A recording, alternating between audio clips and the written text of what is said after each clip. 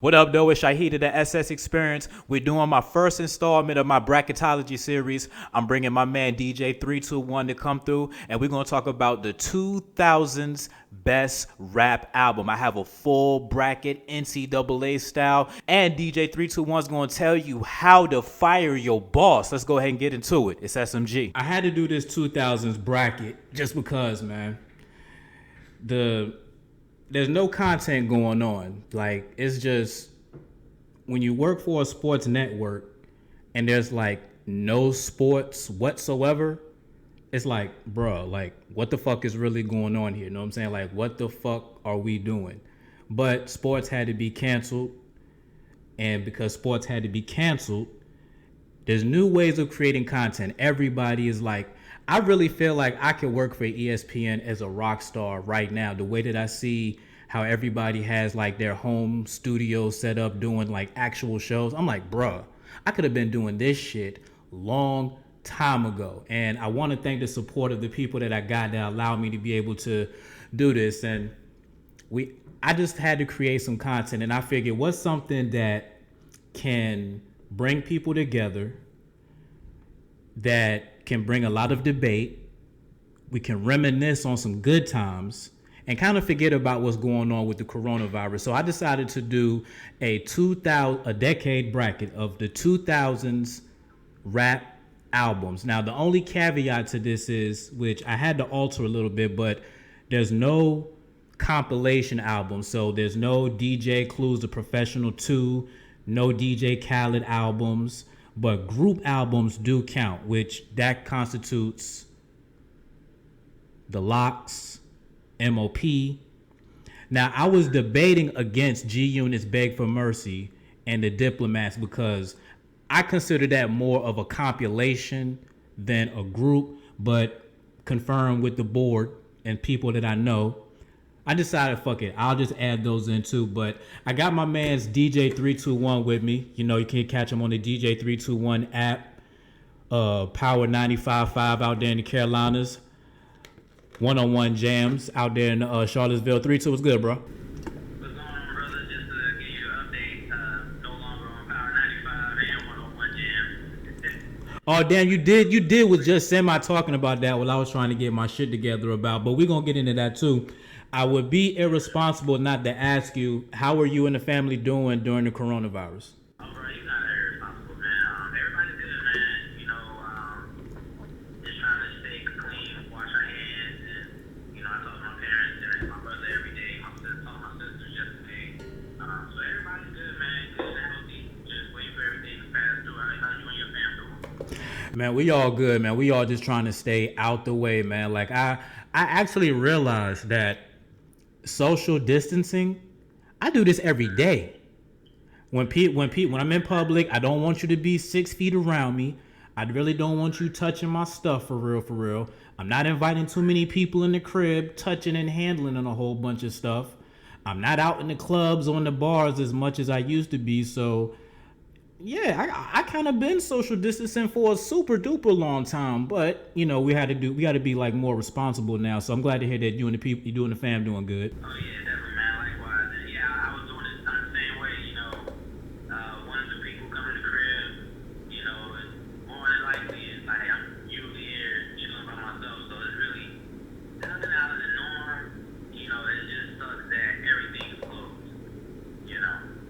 But we just wait to see how this thing passes through within the next 30 days. Yeah, see, the thing is, I've already did my 14 days. Like the second, basically when sports canceled itself and there was nothing to report on, nothing to really talk about, I was just like, okay, what the hell I'm gonna do? So I messed around and started paying attention to CNN. Like, I've always been hip to CNN, but I've actually been watching CNN, like religiously watching CNN. Like, I can more than likely tell you the nightly lineup like I could tell you with ESPN. That's how much I've been watching CNN right now.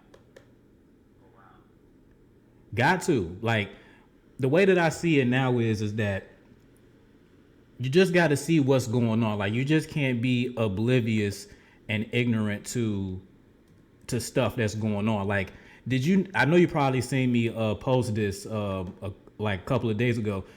Kobe Bryant died on January 27th, right? That was like the day before. That was like the day. That was like the day. No. He died the 26th because my new show that I did started on the 27th. So the whole newspaper was all about Kobe. But if you don't, but you remember the post I'm talking about? You know, the USA Today paper. Yeah. Yeah, I saw that. I gotta double check the validity of that. I heard that was fake. No, I tweeted the dude, like, no, that joint was it was a real thing. Like, they was really trying to cure coronavirus, but we didn't know what coronavirus was because none of our peoples told us that coronavirus was a serious thing. Well, you know what's crazy? It's I don't know if you peeped what's going on Facebook, but a lot of people had a respiratory illness around November, December last year, and they didn't know what to call it, so they just called it a severe upper respiratory illness. I had it. My dad got it in February. That's just last month. My homeboy had it in February. I made a post about it. It was like almost 300 people shared it. They was like, "Yo, I had the same symptoms. The cough didn't go away." So it was like so many people had it, but it wasn't called COVID. Like, that's why it's called COVID-19, because a lot of people really didn't have it in 2019. So, but yeah, it's been around, man. This is not a new. I mean, it might be a new strain, what they saying, but it's definitely been around. Yeah, and I'm just, when they talk about China's numbers and Italy's numbers, and we're basically operating based on watching what they're doing out there, it's just mad crazy, and just the irresponsibleness of this being a pandemic and people. I'm not gonna say who. You know what I'm saying? We ain't gonna do that. We could do that, but we're not gonna do that. People knew that it could have been a pandemic and did nothing about it until you had no choice but to do something about it. That's crazy. But I'm glad we took that much time to talk, though, because I actually just emailed you the new bracket. I wanted to make sure that I could find the email instead of being like, "Hey, bro, what's your email?" while we recording. So I just emailed you the bracket. It's the fresh joint. You know what I'm saying? So like a fresh pair of J's. Go ahead and open that up. Open that box up. Yeah, ready to go. All right. So what's interesting about the 2000s decade to me, and I can imagine you probably DJ'd like a lot of music from this decade. You know what I'm saying? Whether it's when it was popping and now on a historical level. 2000s was, to me, your favorite rappers in the 90s, whether either they was on the decline or they were still trying to fight their way through. And then the up and coming artists that a lot of us like now, like, Lil Wayne, Jeezy, Gucci, they was all coming up in that time. And the reason I made it seem like they was younger now is because in the 2010s, that's when their career started going. So your favorite rapper liked those artists, and they all came starting from this 2000s decade. Would you agree with that? Yeah, not bad. So, I mean, I started DJing in 2001, man. So like a lot of these, I was always a music fan. So a lot of these albums, like you said, it's nostalgic. And you're right, man. Like Jeezy came out in 05. I remember when he first came out in 05, and the 2010s pretty much solidified, him as one of the top Southern rappers. Yep. Lil Wayne, the early, I would say going into 2010, like talking about the between 07 and 09 era, he was dropping the mixtapes, and he had a travel series, and he was on everybody's song. So that's kind of like really solidified his legendary status. So yeah, man, just looking at some of these albums, I can't wait to debate about these meetings though. Oh yeah, definitely. Now the way that I did it is just like the NCAA tournament. We ranked, the committee being me, because I'm this bored that I took albums from 20 years ago and put them in a 68 field bracket. Only I would be bored enough to do this. So basically, just taking the albums, they basically get a ranking from 1 to 68 based on those numbers. They go into the seeding. East Coast, West Coast, a lot of different types of music in here. And like I said, the only albums that are not in here are compilation albums like DJ Clues, The Professional 2, what else? Rough Riders Anthem, not Rough Riders Anthem, Ride or Die Volume 1 or Volume 2, whichever one of those. Yep. So those aren't in it. It's just basically only solo studio projects or group projects. And like I said, the example I give with that is the Locks and MOP, which we'll see where they fall on the bracket. So let's go ahead and get into it because it's like hella fucking music. It's hella fucking music here. So we're going to start with basically unveiling the number one seeds. You said what? All right, so all right, bet. So the number one seeds in these regions, and the regions are going to be funny. Like the region names is going to be funny as hell. All right, so I'm going to give you the top 4 in each region. So in the Vanilla Ice region, the number 1 overall seed is Jay-Z's Blueprint. I don't have the years on deck on me because that was on another file, but we'll just run through it. I might can Google it while we go along. Blueprint was 2001. All right, facts. All right, so in the designer region, 50 Cent's Get Rich or Die Trying 2003. That's going to be a heavy one to that's going to be a heavy one to knock off in my opinion.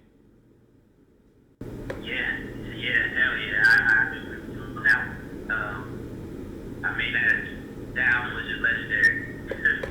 Yeah, and basically number 1 seeds have to be legendary. Like it has to be legendary. So that's why these are number 1 seeds. Blueprint, Get Rich or Die Trying. In the Young Jock region, Kanye West's College Dropout. Okay. We all know how classic that was. His first album, Through the Wire.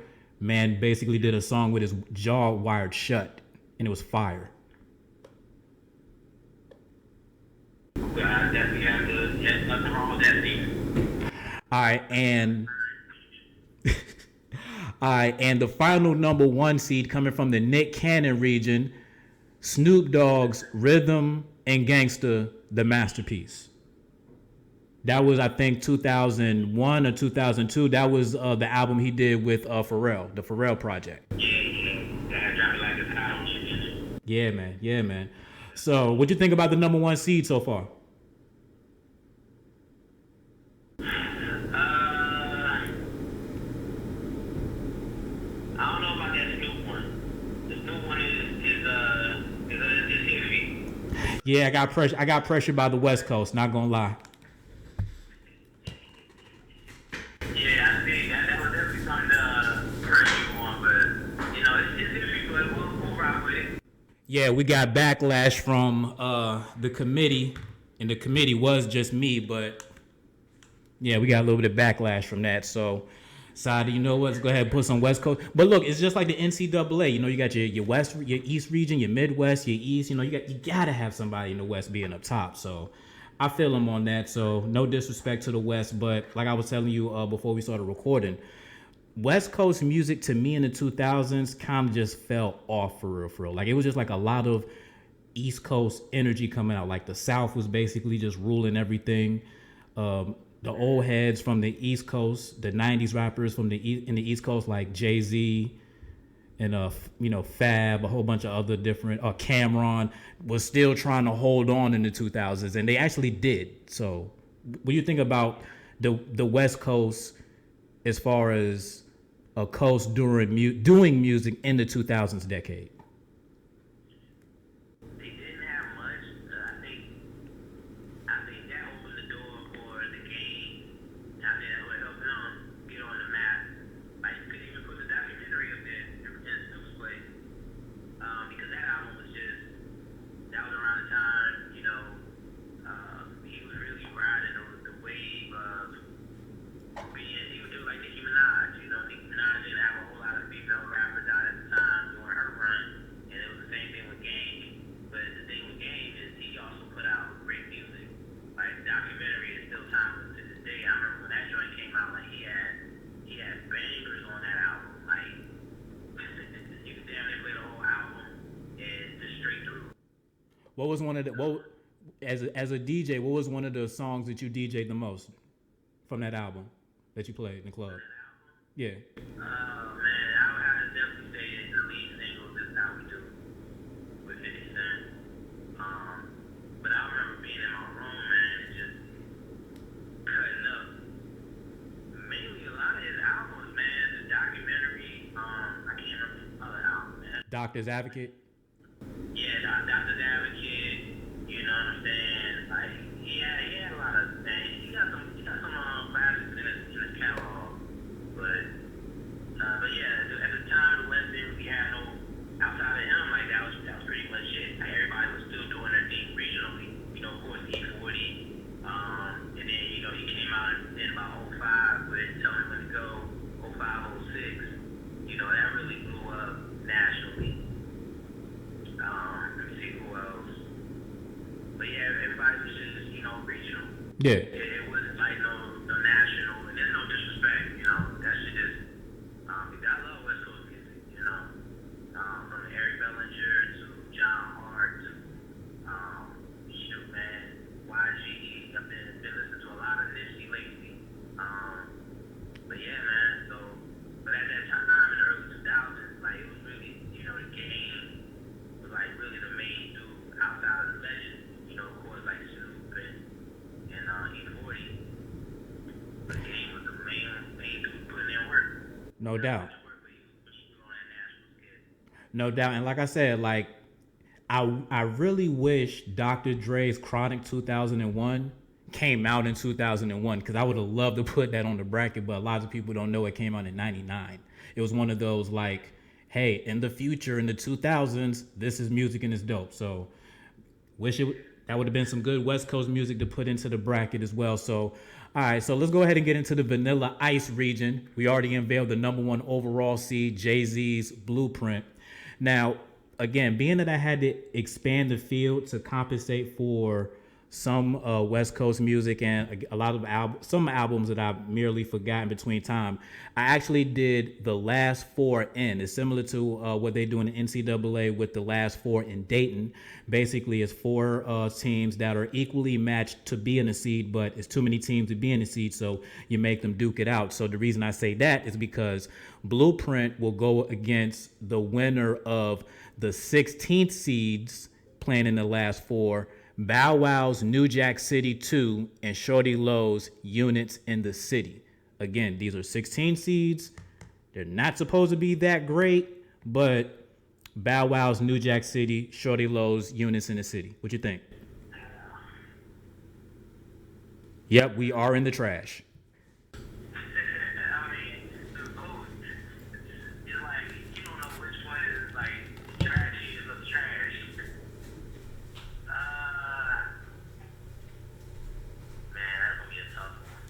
But look, I will say this.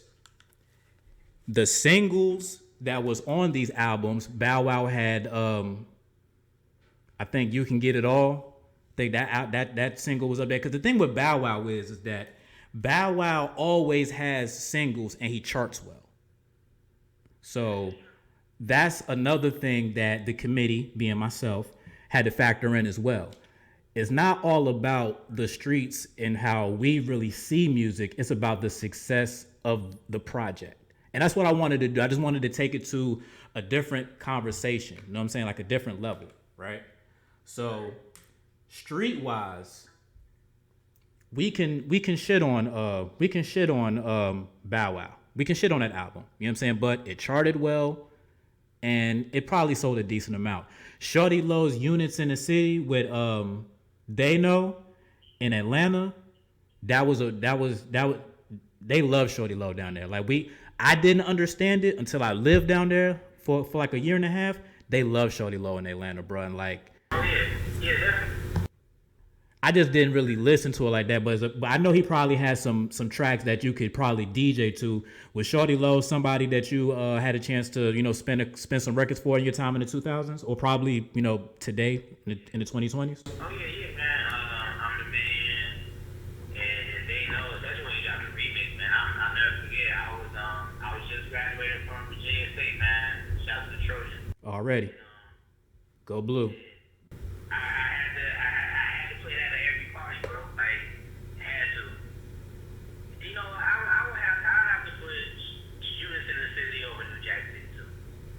yeah, of course. I would have to, but he's not gonna beat me for it.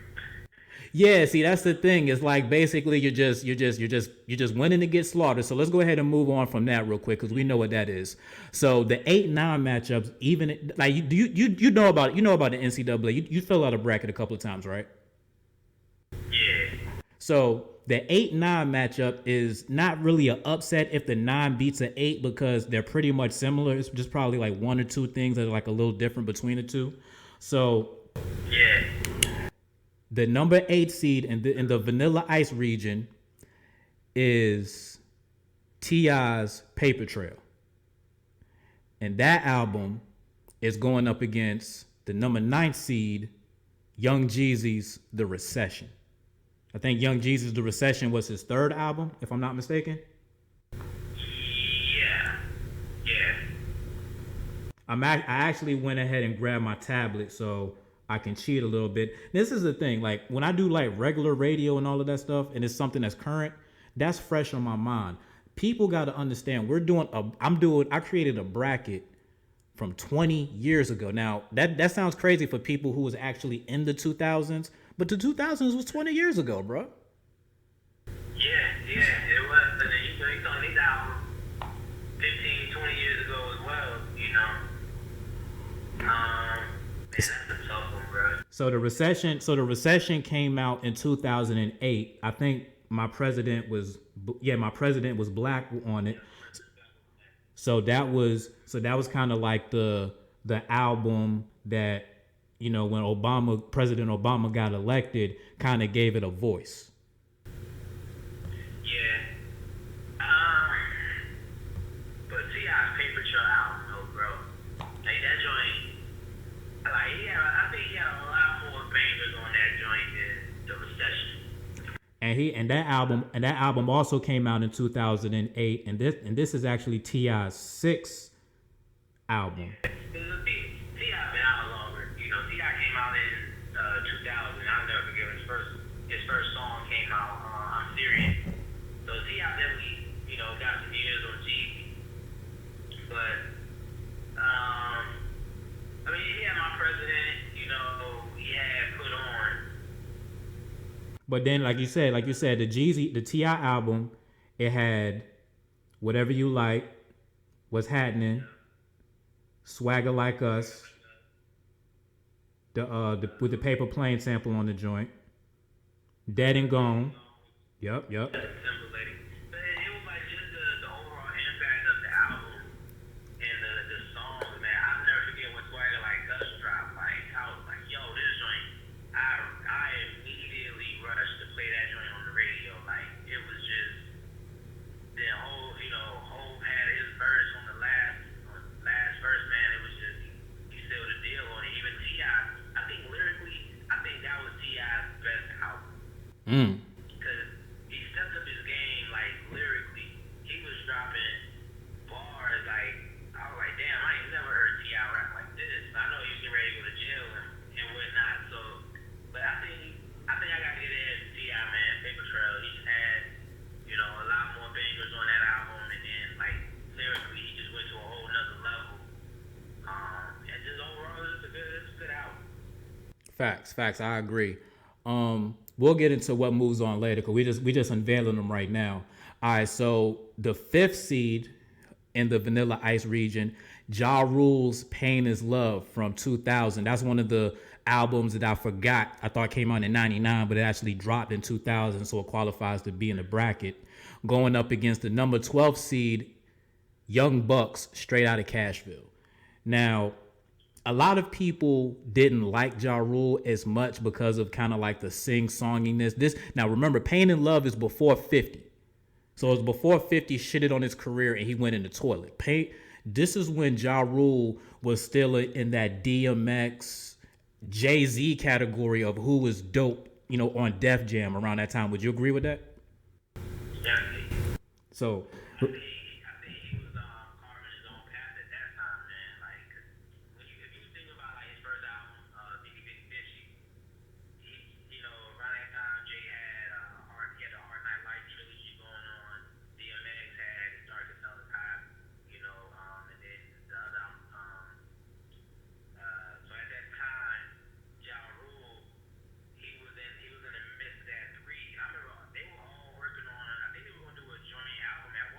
Yep. And then Ja kind of like created his own lane, and then it just took off, man. Like so, yeah. I'll never forget when Fade Is Love came out. I was still in high school, Mi- and my mom liked Ja Rule, which was crazy. Yeah, I mean, Ja Rule, I always said Ja Rule has a good body of work. What killed Ja Rule's career was 50. You know what I'm saying? 50 killed his career. Yeah, he should have just kept doing him and not let 50 get under his skin because like you just said, 50 ended up doing the same thing. Yeah, pretty much. So speaking of 50, his label mate or person that he signed, however you want to call it, Young Buck straight out of Cashville, it was an underrated album. I think it's a very strong 12 seed, but in comparison to the other G Unit albums, I probably would rank it maybe about third or fourth. I mean, The Hunger for More was cool. You know, I might can, battle it up against that. It had like a lot of good upbeat music. As a DJ, you probably remember more of the singles than I do. But I know like Shorty Wanna Ride was one of them joints. I know that was in the club pretty much, pretty litty. Stomp, the song where he had T.I.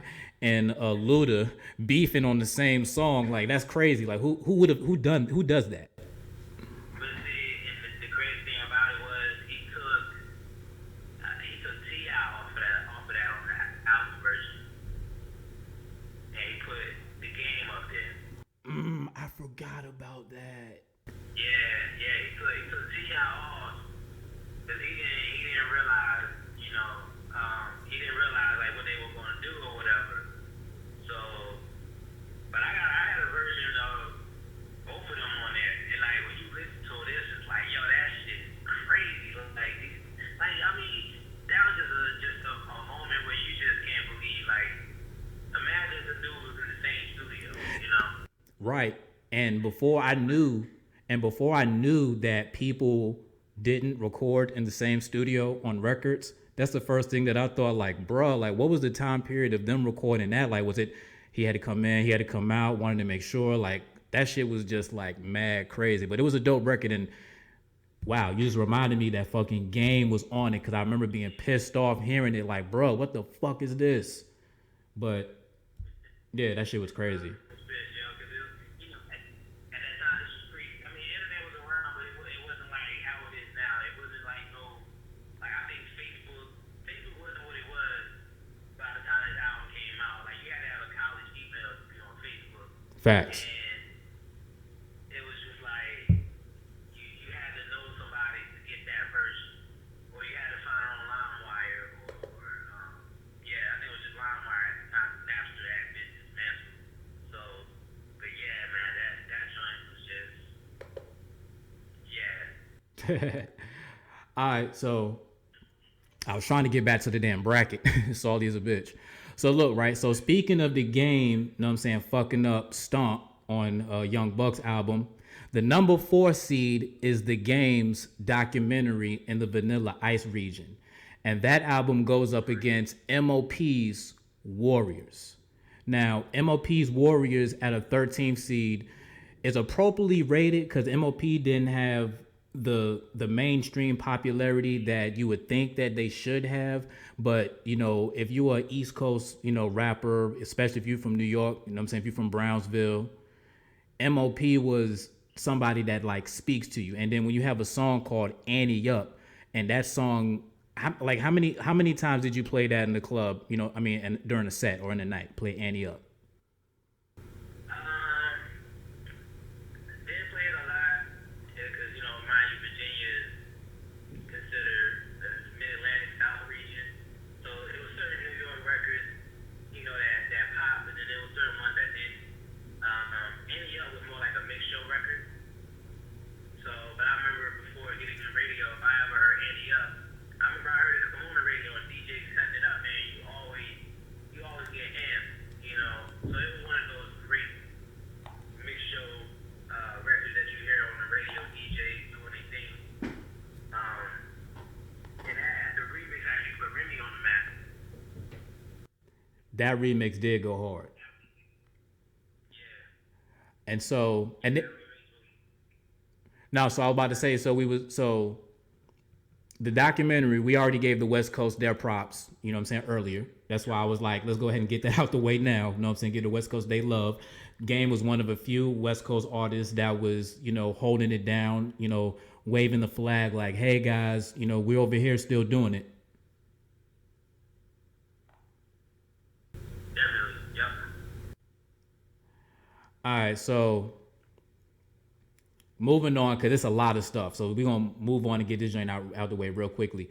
So number 6 in the Vanilla Ice region is Kanye West's Late Registration going up against the 11th seed Lloyd Banks' Hunger for More. Kind of a mismatch a little bit. I mean, I know it's Banks' first album, but Late Registration just had some shit. Yeah. Yeah. I mean, there's nothing else that needs to be said about late registration. I think late registration, I'm probably use this term quite often, but it solidified Kanye's legendary status. No, all day long. And just so people can remember what was actually on that album, Diamonds with Jay-Z, Gold Digger with Jamie Foxx, Touch the Sky, Lupe. I'm just giving y'all the radio albums. Like I mean, the whole album is cracking me. I'm just giving you the songs that you would know was on this album. So yeah, hell yeah. You know what I'm saying? Late Registration, good. As I say with a lot of these albums, very good body of work. Came out in 2005. Hunger for More is no slouch neither. I mean, a lot of people would say that Lloyd Banks is more lyrical than everybody else in G Unit. Facts. And Without a doubt. sometimes his wordplay might turn off people a little bit, just because, when somebody spits bars that go over your head, it kind of does that to you. And his album dropped in 2004. But he had the smooth singles though. He had the song with Avant as a single. Karma. I had to remember it for a second. For some reason, it's on here, but it just says Karma. It doesn't even mention that Avant's like the featured person on the song. But I'm So Fly. That was another banger that was off the joint. Again, way more songs. On Fire. I think On Fire was like really the street banger for this album. Yeah, that was the lead single. I'll never forget when that joint first came out, man. Like, that pretty much put him on. Everybody knew Banks was the hottest in G Unit, but it was just like when On Fire came out, like that's when he started getting the radio love. He was all over TV. It really put him in position. Yeah, heck yeah. So moving on from that, so we get into the bottom half of the bracket. So the number 3 seed in the Vanilla Ice region, Gucci Mane's State versus Roderick Davis versus the 14th seed, Dirty Harriet by Rod Digger. Now I'm gonna give full disclosure. And I know this is gonna sound real fucked up. It's hard for me to rate women's albums amongst men. For me, the lyrical content is just different. Like, if I tell you to rap a Lil' Kim verse, it's only so far you can go before you be like, I can't say that. It's like when white people hear a rap song and nigga comes. They know not to say that word. I mean, how do you evaluate women's body of work amongst men? Like, how do you see that? Now I get what you're saying. I rated off just the content, man. Like, are you just strictly rapping about sex, or are you rapping bars? And I think it was one of them that she rap bars. Like, I don't even recall a Rod Digger song where she just sexually explicit. I I don't even remember a Rah Digga song, like a feature song that she was on. Like if you talk about the Flip Mode albums or a Busta Rhymes album, I really don't remember her spitting a whack verse where I'd be like, oh, I wish this bitch shut up, or oh, this shit's trash. I really don't remember a Rah Digga verses like that. Yeah, it was lyrical.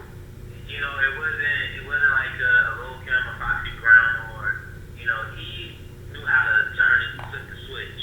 You know, she knew how to rap about that and then also beat bars. You know, Rah Digga was just straight, like, you know, bars.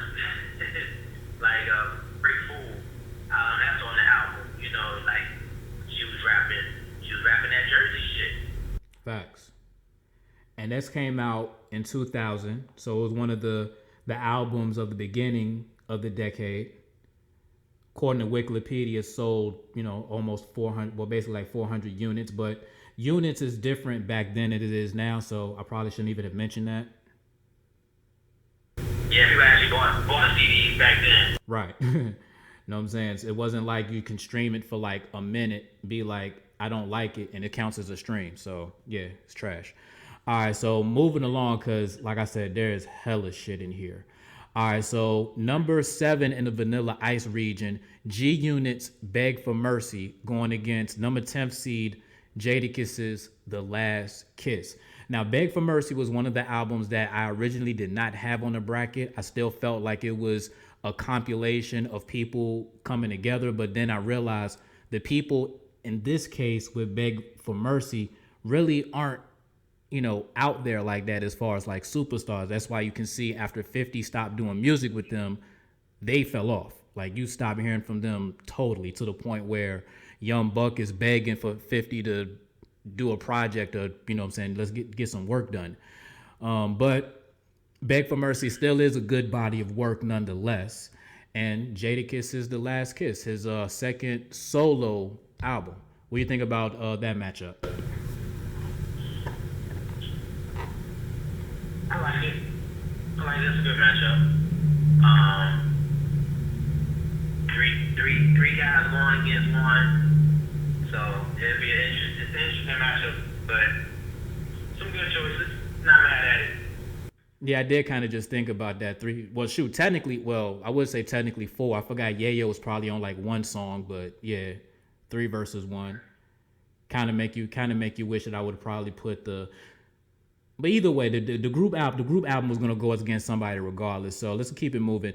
All right, so the number 2 seed. Now the 2 seeds in these regions are special because they could potentially beat a 1 seed, but 1 seeds are normally legendary. You normally can't be surprised by, you know, a 2 upsetting a 1 eventually. Sometimes a 15 can upset a 2. So in the Vanilla Ice region, the number 2 seed is Rick Ross's Deeper Than Rap, going against 15 seed Shine, and self-titled album Shine, if you guys didn't know, if we wasn't there for that. So the reason I had Deeper Than Rap number 2, because between Deeper Than Rap and Triller, you don't know like which one is the iconic Ross album, like which one is legendary. I mean, a lot of people have different opinions, but there's no definitive one. Like Jay-Z's definitive one, Reasonable Doubt. DMX's, you know, undisputed album, It's Dark and Hell's Hot. You know, those are classic albums that people have in their back pocket. Ross has 2 that you kind of like, I don't know which one is which. Shine, I like Shine's album because for a moment you thought Biggie was back. Remember when Shine dropped Bad Boys and everybody thought it was Biggie, until you realize, wait a minute, this is just how this dude's talk. Like this is how this dude sounds. Like he's not a black guy like from Brooklyn, like an American black guy. He's from Jamaica. No, he's a foreigner basically. But Deeper Than Rap, Shine, where was you when those albums was when those albums was out? Let's see, Deeper. Well, I thought it was Shine first, because Bad Boys. I think Bad Boys came out. Was it 1? Oh no, I can actually Google that right now. I want to say it was I think it was 01, 02, around that time. Yeah, it was in the 2000s. It was 2000 actually. Came out September 2000. Okay. Yeah, so still in high school. I think I bought that album off the strength of Bad Boy and Bonnie and Shine. Those are two songs that I really vibe with on the album. It's crazy. Back in the day, we really went and spent $15 on an album, just two songs. So We did it. yeah, man. I definitely remember the big comparison. All right, so just to refresh your memory, if you want to talk about Deepen and Rap real quick, Deepen and Rap came out in 2009. It came out in April, so it was basically towards the end of the decade. Right. And that album had Magnificent with John Legend, Maybach Music 2, Rich Off Cocaine, and a lot of other good shit. Oh, Mafia Music. So basically, like the first like 3 songs. And number 7. One thing, I think Deeper Than Rap had me. I never forgot on the radio one night, and I said, we have to have a conversation about giving Rick Ross the king of the South Side. That was at the time when T.I. was in and out of jail, and Ross he was in the midst of a beef with 50, and he never responded to 50's disses or anything like that, but he just kept dropping good music, and You talking about during the Officer Ricky shit, right? yeah. Mm-hmm. And when he dropped Magnificent, I was like, yo, this joint is smooth. Like, Ross was just putting out good music. I had to, have that conversation. Like, yo, look, we gotta give Ross the title right now. He's definitely holding it down while T.I. is away. So let me ask you this then. So let me ask you this real quick, because like I said, I know there's like a lot of shit that we about to get into. What is the difference between Ross's beef with, 50's beef with Ross and 50's beef with Ja Rule? Why did Ross survive and Ja Rule didn't? Because, like I said earlier, Josh should have just ignored him. Just ignoring him and drop good music. Because you see, even when the Officer Ricky shit came out, Ross got Wingstop, Checkers, Rowley's. He got his own label. He's signing artists. He's still putting out music. Yeah, Ross was just still out here getting it. Yeah, man. So like, it's like you gotta just ignore the noises, and that's what happened with Ja. Ja just, and I think even Ja spoke on it. He let it get to him. He let him throw off his game, and so that's what ultimately what happened. You just put out good music, man. Like, people can't deny good music. No, that's facts. That's facts. All right, so that was the Vanilla Ice region. So let's go ahead and get into the designer region. So let me get you. I was hoping you was gonna crack a laugh at this. What do you think about the region names Vanilla Ice, Designer, Young Jock, and Nick Cannon? I love it. All right, long as people get why they're named that, like why they're. And again, just so I can explain it, the regions are named after rappers who are horrible, whose projects would never be on this list. Well, Designer can't be because he came out later, but everybody else, nah, not at all. Vanilla Ice, nope. Designer, nope. Young Jock, nope. Nick Cannon, hell no. And Young Jock and Nick Cannon trying to get into radio now too? Yeah, get at me if you want to. Products was trash. Sorry. Yeah. Just to put that out there, because we're trying to create some content. But yeah, we ain't got to get into it. Let's go ahead and get into the music. The fun shit about this shit. All right, so in the designer region, we unveiled that Get Rich or Die Trying by 50 is the number 1 seed in this. Going up against the number 16 seed, OJ the Juice Man, The Other Side of the Trap. In OJ the Juice Man's defense, in 2009, I believe that album came out. His buzz from 2008 until 2009, rolling with Gucci, rolling with Waka, was good for him. In his ATL too, so he had enough support behind him. He had money and backing behind him didn't have the longevity, but make them say, hey, you were saying earlier that Virginia is like a mid-Atlantic southern state. How was Make the Trap say, hey, vibing in the clubs at that time? Even when you drop it now, man, I live in North Carolina now. You get a crowd that's like our age, that was coming out of college or in college or just a young adult at that time. You drop it now, it still goes. It's definitely a trap classic. Yeah, and that's the one. I don't know. Now go ahead. Outside of that, man, like, I don't know. Yeah, man. Yeah, man. Look, man. It's the bracket, man. The only time a 16 seed beats a 1 is when it's Virginia, and I hate you guys for that. Not gonna lie, but we got y'all back the next year, so y'all can kiss my ass. But that's the only time it happens. We don't really expect 16 seeds to beat 1s, but I wanted to give OJ the Juice Man. I wanted to give Atlanta. I wanted to give the South their dues because, like I said, like it's a hood classic. Let's get it in there. Let's talk about it. You know what I'm saying? Let's give people their flowers while they're alive. All right, so the next seed's coming up, the 8-9, which always could, it's not really an upset.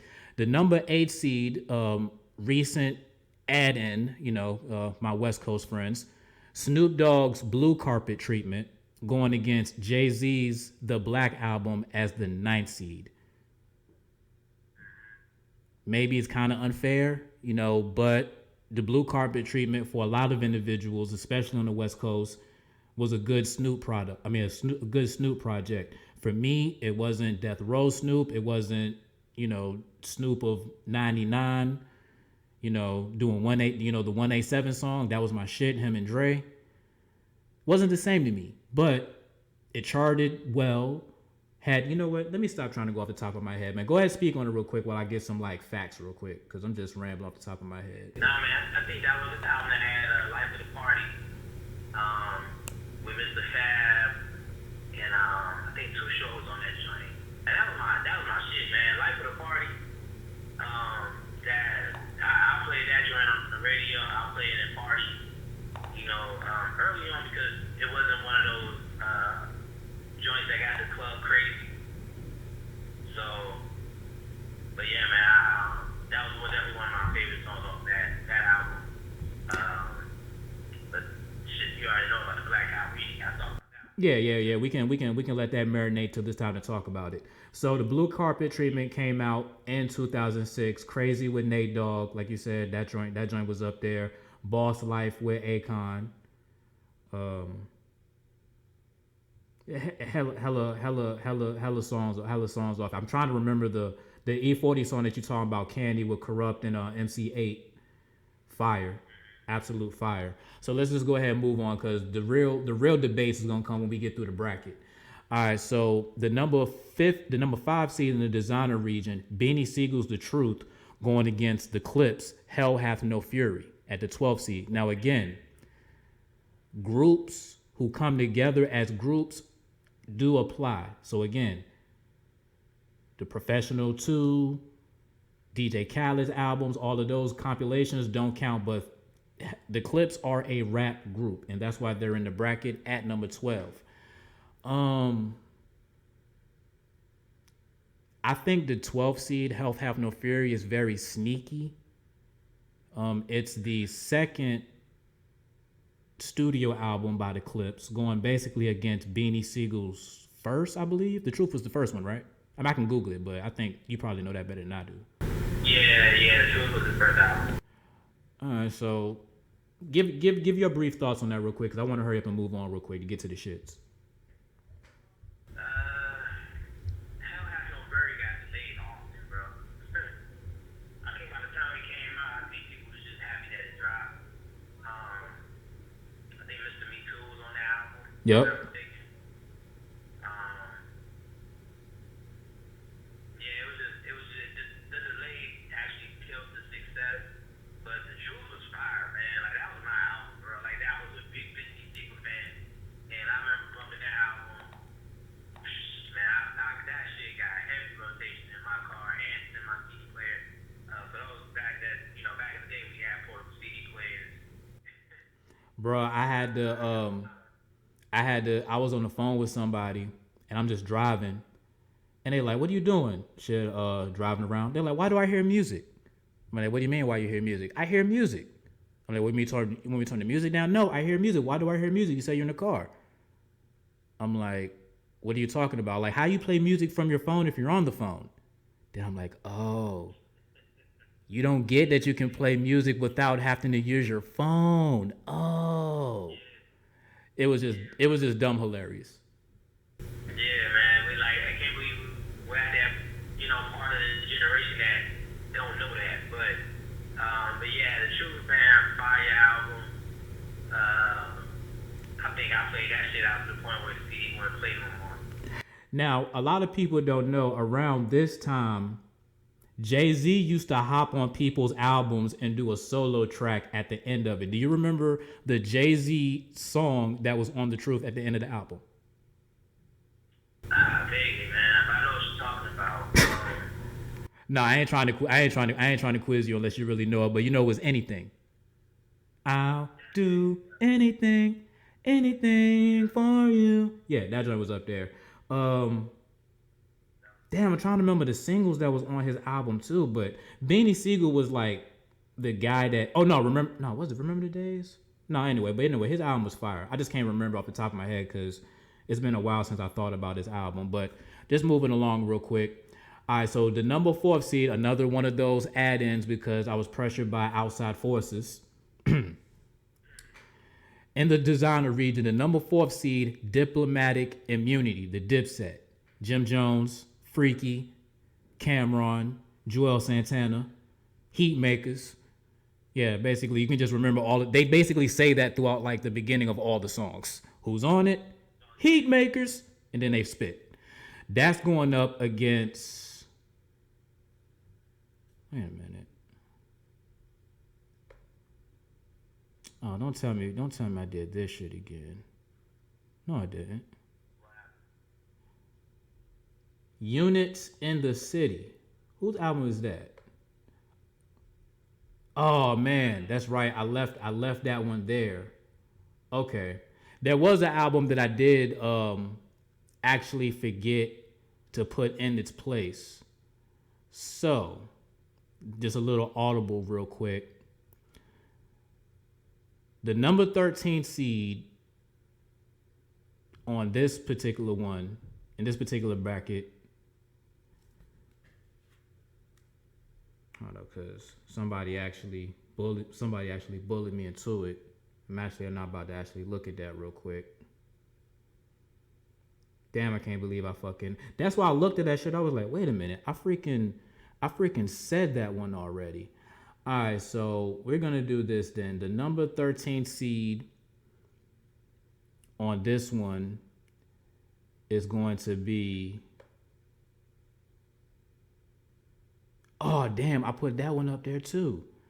Okay, time to go to the backlog because there was something that I took out and I'm just going to put it back. It's going to be trash that it's going to be seeded that high, but not really. Cameron's Come Home With Me. Oh, wait a minute. I can't do that because that puts a Dipset against a Dipset. That would be trash. All right, so let's go ahead and throw this in there because I felt bad for leaving this out.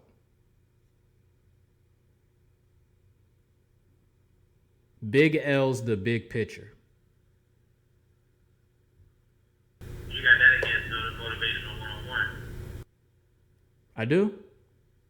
Yeah, it's 15 and it's going against 2 seed. Ain't... Oh, damn. Ain't that a bitch? You damn right. Okay. Oh, no, you know what? This one, because I had this one, the original one, but then I moved some things around, and I think it actually still would be good to have. Black Rob's Life Story. Yep. So Black Rob's Life Story, if you don't remember, Black Rob was a bad boy artist. One kind of like G-Dep, you kind of saw him every now and again, but when you heard him on records like 24 Hours with Mace's song 24 Hours, you knew that Black Rob, had some fire to him. The single Whoa, there was like 8 million different remixes to Whoa, and that shit was fire as well. studio album or studio cuts on it, not really too many. Like I said, it was pretty much just Whoa. But if you liked hip hop and you like rap, you somehow gravitated to a Black Rob album, and you got to it. You listened to it and you enjoyed it for what it was. I don't have to speak too much on Diplomatic Immunity, but your thoughts on either the bracket, the matchup, whatever. Diplomatic Immunity, man. They had everything on Smash, bro.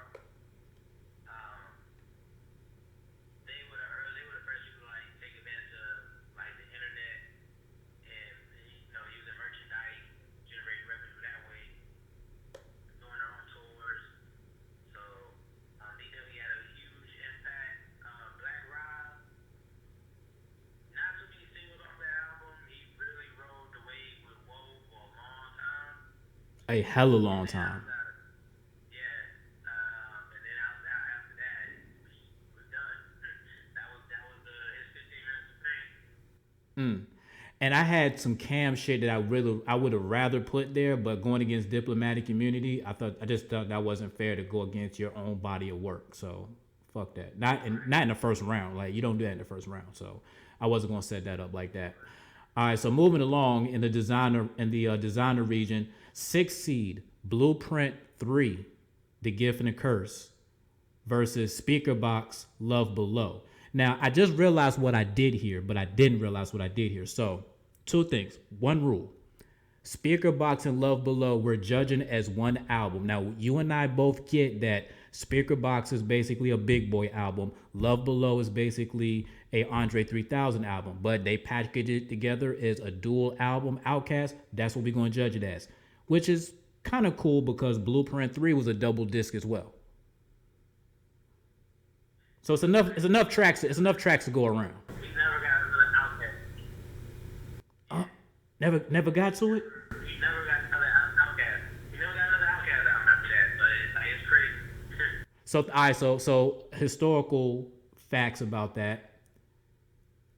Think about it. It was the 2000s, and I'm gonna actually pull up when that album actually came out. So think about it. 2000s was 2 decades ago, and we have yet to get another Outkast album since.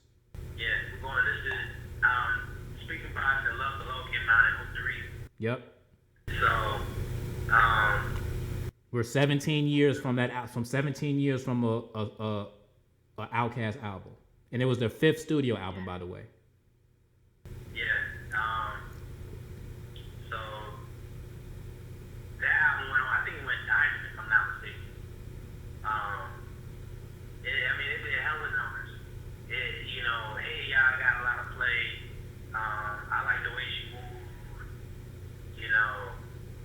And it's just a legendary Outkast album. And then Blueprint 3, I believe that came out in 09.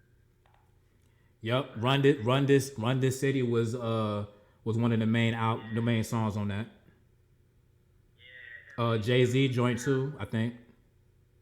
I wasn't a big Jay fan, but I think that album made me one because he started shifting his content from rapping about material things to he was like really rapping about real shit. So I'm so ambitious with Pharrell. That was my shit, man. Like I had that shit on repeat, heavy. So, but I think Blueprint 3, we started to see a shift in Jay rapping about, really dropping knowledge, like the way he dropped knowledge from the 444 album. And I did make a mistake. The Gift and the Curse was Blueprint 2. So Blueprint 3 was just the regular joint. All right, so keeping it moving. All right, in the designer region, another Outkast album, a little bit more herald, Stankonia as a 3 seed, going up against Eve's Evolution, however you want to say it. Again, it's hard to appropriately rate women's albums with men's because of the body of work, but if you notice so far, the women that I've put in the bracket have been spitters. These women have bars. You know what I'm saying? So Eve, the first lady of Rough Riders, again, so like Rod Digger, I've never heard her spit a bad verse on a song, when she's, featured with anybody, which again, that's a lot of times how I get put on to these female artists is when they're doing, tracks with, their label mates. So she always had good bars. Stankonia is just Outkast, so I don't want to get into much of that. So what are your thoughts about that matchup or the albums in general? I remember Evolution being a disappointing album. Yeah, she had some joints, of course, songs that made it to the radio and whatnot, but I just remember that album not living up to the expectations. Her previous albums were, I think Evolution, was it had Gangsta Lovin'? Yep. Yeah, I actually feel you. No, I actually feel you on that. It did have, I don't know if Love is Blind was on that. I have to go back and look at it. I was just going through, you said it wasn't? Okay. Yeah, I was just going through Stankonia, going through the album list with So Fresh and So Clean, Miss Jackson, Bombs Over Baghdad. Stankonia came out in 2000, so this was the beginning of the decade of Outkast. Yeah.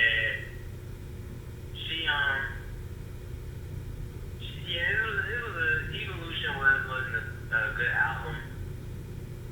Like I said, it only had Gangsta Lovin', off the joint. It wasn't like Scorpion or her debut. Yeah, don't worry about it. Like I said, I just didn't want, the certain movements to be like, you didn't put any women's albums up there. Sorry, my bad. I tried. All right, so let's keep it moving. But we got some more women's stuff though, so it's all good. Y'all are well represented. So the number 7 seed is Scarface's Last of a Dying Breed, going up against the number 10 seed in the designer region, Fabulous's From Nothing to Something. Now, again, I came up with 68 albums. Most of these came off of the top of my head. Some of them I had to alter because I forgot when years came out and people, altered a couple of things with the committee. The committee can be bought for any bit of price of money.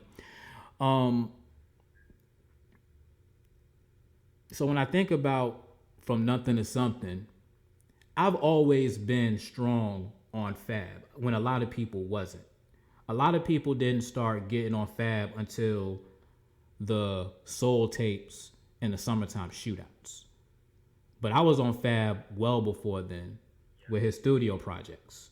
So that's why I can evaluate his studio projects in a good way. Like I'm looking at the track list from Nothing to Something. Make Me Better with Neo. That track was banger. Fab always with a studio record. Was Diamonds a studio? Was Diamonds a single? Can't remember. With Jeezy? Yep, that was a street single. Okay. Return of the Hustle Gangster. So basically he had two. He had two singles like everybody pretty much does. If you listen to the album, Fab always basically has bars and is just very clever listening of music. And that's why I always enjoy Fab. But I ranked him at a 10th seed. If you listen to how I sound and I talk about him, I sound like I would have had him at like a 6 seed or a 5 seed. But I do understand that it didn't have that much of an impact on the streets. Just had a couple of good radio songs, something for Fab, to throw it in the bag, as he said on one of his more later albums. This was, I just had what album that was. But your thought on that matchup real quick before we get out the region. The Scarface and Fab matchup? Yeah. Last of the Dying Breed, man, and that came out, I remember, I think I went and bought that album. I'm trying to remember the song, man. I want to say it was either the title track or Conspiracy Theory. Well, it dropped in 2000. So So it was one of the albums at the beginning of the decade. Conspiracy Theory was up there. I think it was Conspiracy Theory, I want to say. But yeah,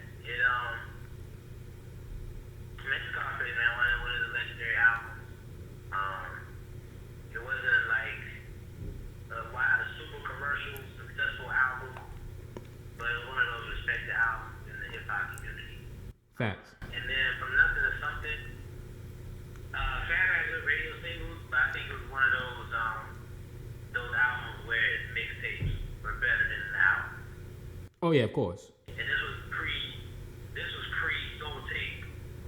So this is before Soul Tape, before Summertime Shootout,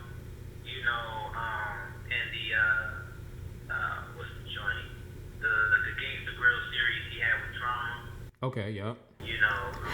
But the only reason that I do want to exclude those mixtapes like Summertime Shootout and Soul Tape is because he did a lot of black label stuff. You know what I'm saying? Basically just doing instrumentals from other people's songs. So it was kind of like it was good and it was good, but it's like, come on, the mix, and again it's a mixtape, so it's not like he broke any rules of it. But if I'm gonna evaluate albums, I need everything to be produced. Like I don't need another beat. So that's another reason why Soul Tape, Summertime Shootout, Gangsta Grills all aren't on the album on this bracket. Cause man, you know how many stuff would be on here if I included that? But that's why I had to just set some boundaries because of it. Yeah, no, definitely. All right, so getting into the last joint, and you gave it out earlier because I mistakenly put something there twice. Second time I've done that. Jeezy's Thug Motivation 101 at the second seed, going against Big L's The Big Picture. Are you hip to Big L? Hell yeah. All right, because I know for a lot of people, me throwing that in there is kind of like, oh, who the hell is that? Unfortunately, because of that, that's why I ranked it as a 15th seed. But we've seen in the past 15th seeds upset 2 seeds. Back in the day, Norfolk State beat Missouri as a 15th seed. So I know Hampton did it. The Hampton's women's teams, I think they did it at Duke. So it's not like it can't happen. So I don't feel bad about putting The Big Picture as a 15th seed. But I know that a lot of people, it will just go over their heads anyway.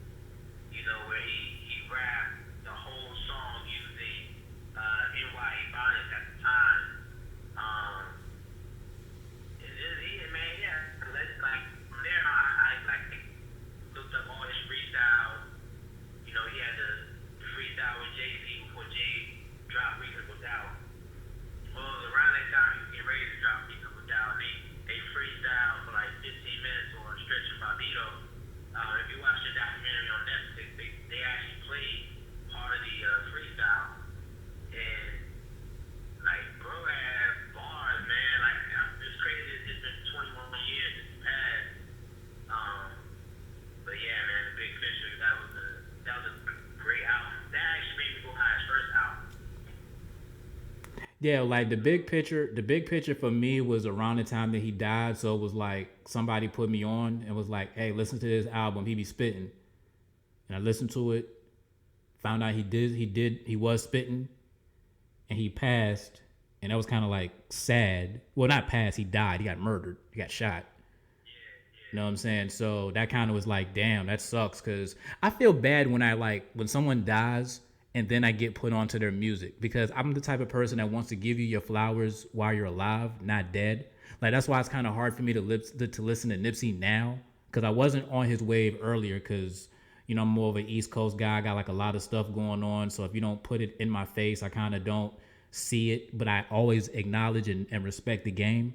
You know what I'm saying? So when I hear someone say something favorable of an individual, I know what it is, even if I haven't personally, experienced it for myself. So, yeah, it just sucks to listen to good artists and good music knowing that you're not going to hear it again. Like, it just sucks. All right, so moving on to our third region, the young jock region. Now, I told you earlier that college dropout is the number 1 seed in that region. That's going up against the 16th seed franchise boys, Our World, Our Way. Now, again, we know about the 16-1. It doesn't happen unless you're Virginia. I hate you. But snap music in that 2000, and I believe it was 2009 when that came out, was the wave. Like, people was doing it. I mean, I can imagine you was DJing at that time, and you probably had to get some snap music sets going on, right? Definitely. 'Cause, I mean, even to this day, it's still going. And I'm just trying to pull up real quick actually what year that came out in, because I remember it 09, but I would not be surprised if it was like 08. And it was exactly right. It was 08. It was September of 2008 when it came out. So definitely is not surprised. Put You On, Mr. Feel Good, Make You Mad,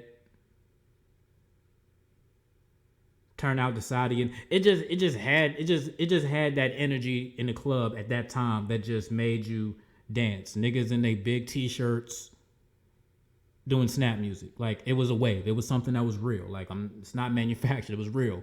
But it's going up against College Dropout. We can just keep it moving, or if there's anything you want to add to it. All right, no doubt. That's what it's all about. All right, so the 8th seed is in the Young Jock region. Lupe Fiasco's Food and Liquor going up against 9th seed 50 Cent's The Massacre. Now, Lupe Fiasco does have Food and Liquor had Kick Push on it, but Lupe is one of those underrated artists, those underrated musicians when it comes to bars and stuff. Still actually making music today. A lot of people don't know, but it's not mainstream because, you know, he's not that type of guy anymore. But no, go ahead. Your thoughts on it. I mean, we're gonna keep this moving real quick because we're gonna keep it moving. But Massacre, Lupe, what you think?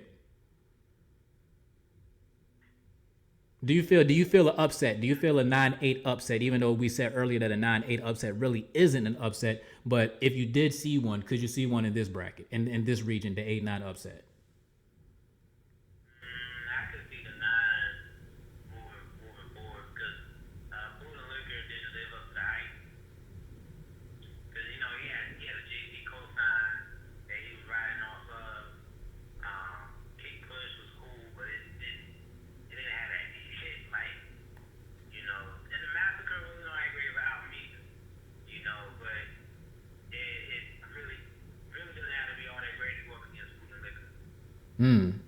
I would disagree with the Massacre take. I think with 50's albums, and we were saying it earlier when we were talking about Fab, the mixtapes are so much better than the albums because the mixtapes you have so much freedom over. You don't have an A&R or a VP over your neck digging through the album, putting it together before it comes out. The mixtapes, you have more of a better control over it.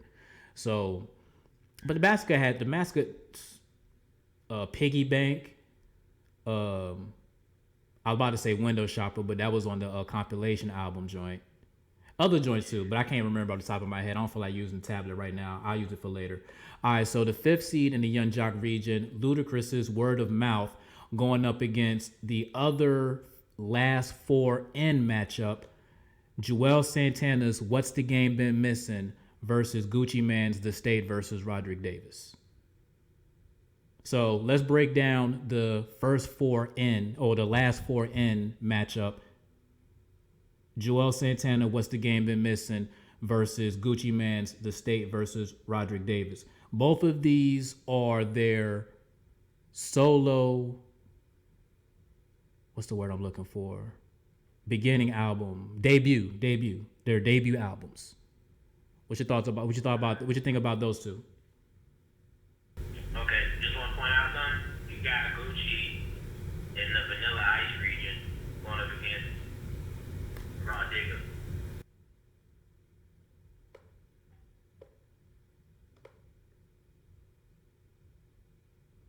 You got it as a 3 going against 14.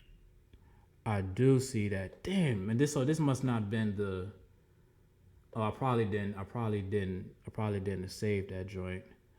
All right, well, don't worry. I got something else to fill in it, cause hella freaking music. Let's put you all over there. You just want to move Jewels in there by default. Like fuck it. I mean, really don't have no rules. Yeah, cause I was about to say, cause the only other album that I would have put in there, and both of those albums would probably beat that album, and I was probably gonna put like either like Lil Boosie or fucking David Banner, but both of those would lose out. So let's just move on. Fuck it, just for time's sakes only. For time, what they be saying on ESPN, for time purposes only, we're gonna move forward through the action. When it's like 2 a.m. and you watching the game, and they don't let you watch the whole shit, that should be trash. All right, so let's keep. It might be a two-part series. Right. All right, so let's keep that moving then. All right, so word of mouth versus Joel Santana. What's the game been missing? I don't really remember word of mouth that much. I got to look at the singles real quick, and it's pretty much for some of these albums just going off of who had the better singles at this point. I had to say word of mouth because I think Saturday was on that album. I think Luda had way more hits. Oh yeah, he had area codes. He in different area codes. He had that joint up there. Roll. Oh, he had roll. He had roll out. Okay. Okay, Luda. Forgot about you, Luda. 2001. Yeah, I remember when.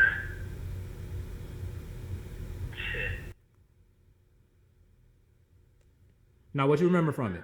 I had to give it to Luda, man. I have to give it to Luda. All right, so let me pull up. No, because I feel you on that. I really think that once we start moving through the bracket and just, eliminating people, we're going to basically come to that conclusion. But I do at least want to give Joel Santana his flowers, and he's still down, ain't he? Or he about to come home soon. Like how much time they give him for that gun in the airport shit? I think he got 2 years left. That shit petty. All right, so it came out in 2005. Shoot, he get out next year. Damn, man. Well, shout out to Joel's, man. I hope that coronavirus don't get you in Rikers, because I heard freaking Weinstein brung it in. We ain't got to get into that, though. All right, so Shatas was on What the Game's Been Missing. Murder. Mic check. I'm trying to... Oh, there it go. The whistle song. Yeah, that was a pretty big album for him. But he ain't being Luda. No, I feel you. So let's just keep that joint moving then. All right, so at the number 4 seed of the Young Jock region, Urban Legend going up against the Lox's We Are the Streets. Now I'm gonna let you know right now, We Are the Streets was my shit, and I keep wanting to say '01 or 2000 because time kind of fucks itself up when time keeps moving forward. But the Lox's We Are the Streets was their first album away from Bad Boy. This was their first Rough Riders album together, and it showed the difference between doing an album with Diddy and doing an album with somebody else. But either way, the Lox still performed and they did their thing. And a couple of the songs that I remember playing, and I think I recently played some of these songs earlier just because, I don't know, I just wanted to do it. Fuck You. That was my shit. And, okay, let's refresh the tablet real quick. It freaking half loaded on me, so it gave me like the artwork, and then it just left me like hanging with everything else. Like, damn. I probably got like too many devices hooked up. I just finally bought me a freaking Wi-Fi router. Like the crib comes with Wi-Fi. You just gotta buy a router to have, you know what I'm saying, the internet plug up to everything. All right, fuck it. It's going too slow right now. All right, so your thoughts on that matchup though, or the albums in general? Urban Legend, hands down, one of the greatest down south albums by T.I. I remember when that joint came out, bro. Like, you know, that's the You Don't Know Me, Bring 'Em Out. Man, he had like front to back, that whole album was just crazy. We Are the Streets. Didn't really rock with it like as much as you did.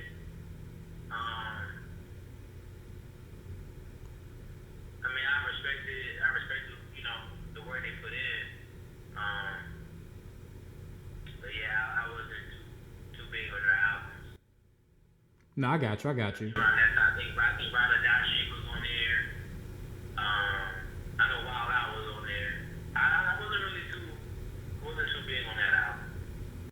Yeah, it was one of those street. It was one of those street albums because I was gonna get into some of the other tracks that I remember, but we're pretty much trying to stay around the radio singles instead of like the actual album, the album songs. Like if we're just trying to make everything equal. But man, the Locks, We Are the Streets, like it was 2000, so I didn't have a driver's license yet. But I swear, every car that I was in, yo, play this tape.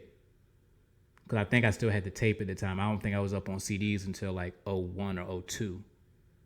But I had tapes, and I was on deck with them shits all day. All right, so let's go ahead and keep that moving. We all know where we're probably going to go with that one. So the number 6 seed in the Young Jock region, Common's Like Water for Chocolate going against Styles P, Gangsta, and a Gentleman at the 11th seed. Two different styles of music, but both individuals are highly respected by the game, not just gangster rappers and conscious rappers. Everybody respects Styles P. Everybody respects Common.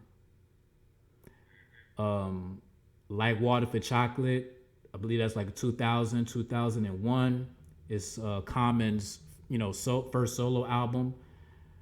I'm listening to Common like I'm listening to Talib Kweli, Mos Def. He comes from that ilk of artistry. And again, good production, good solid body of work. I understand if the casual musician or hip hop, listener or whatever isn't really up on Common. You may think of Common as more as the actor now, but again, it's good solid body of work. I can't really say too much good stuff about Like Water for Chocolate. What's your thoughts on the matchup? Yeah, man, like you said, two guys were respected in the industry for lyricism, different style of lyricism. Gangsta and the Gentleman, that was one album I went out and bought. Wasn't really too big on Common. Definitely respected his wordplay, but I think that was around the time he was, I think he was about to start dating Erykah Badu. He was dressing crazy, and I remember he put that album, Circus. I think that was the name of it. And that was a horrible flop for Common, but yeah, Like Water, Like Chocolate, classic, definitely one of his best albums. Styles P, Gangsta, Gentleman, the title track was my favorite. What's the joint? Damn, I can't think of the name of it. Oh no, I got the track list in front of me. Did it have a feature on it? Nah, What, Good Times, Get Paid, Soul Clap? that's it. Good Times. Good Times was a classic weed song, man. I'll never forget when I was telling people in the party, I asked who smoked that good weed.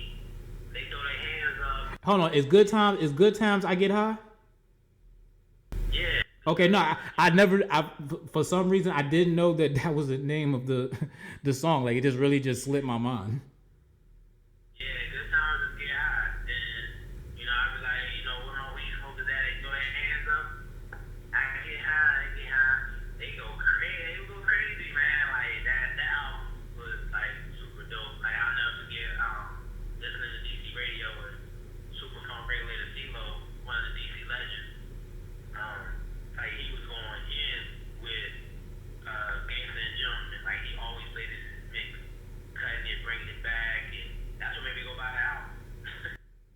Nice.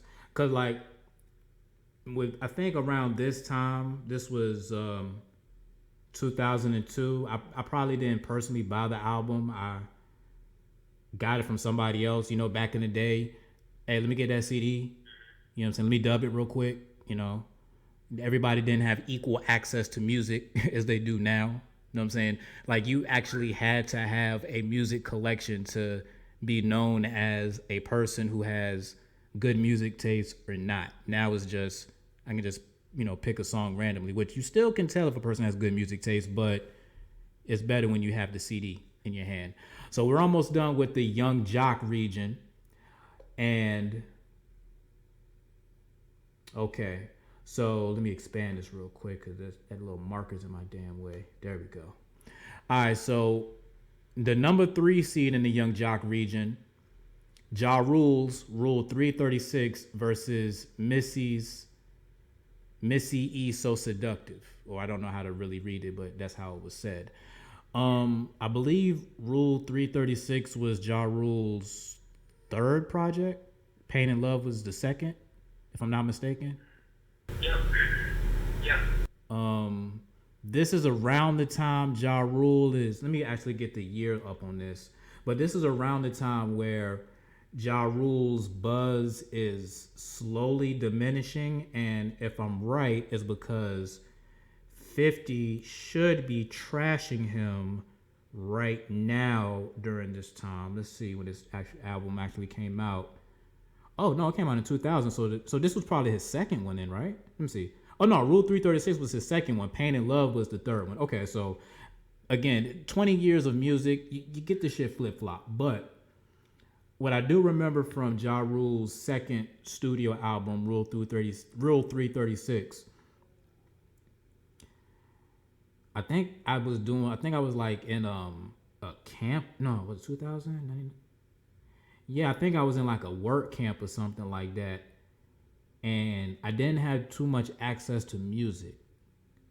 So for some reason, a Ja Rule album came into my lap. And this was the album that had Fuck You as a single. Like the dun dun dun dun. No, was that Holla? No, which one was Fuck You? Nah, don't worry about it. I forget. I have to play it one day. If I have like more channels and stuff, I'll just play the songs and shit. But like I said, this is around the time that Ja Rule was Ja Rule, and he was able to. Oh, I Cried. That was the joint up there with Lil Mo. That's what I was looking for. I Cried. That was like that smooth ballad. He always found a way to stay on the radio, and he always found a way to chart amongst everything else. Missy's So Seductive, haven't heard it. I know from a person from the 757 that kind of sounds like what the hell, but not gonna lie, haven't heard it. Right. Thoughts on the matchup? Missy So Seductive, I think I have that Get Your Freak On, and then I think it might have had Hot Boys on it too. But I'm about to pull that up. oh yeah, no.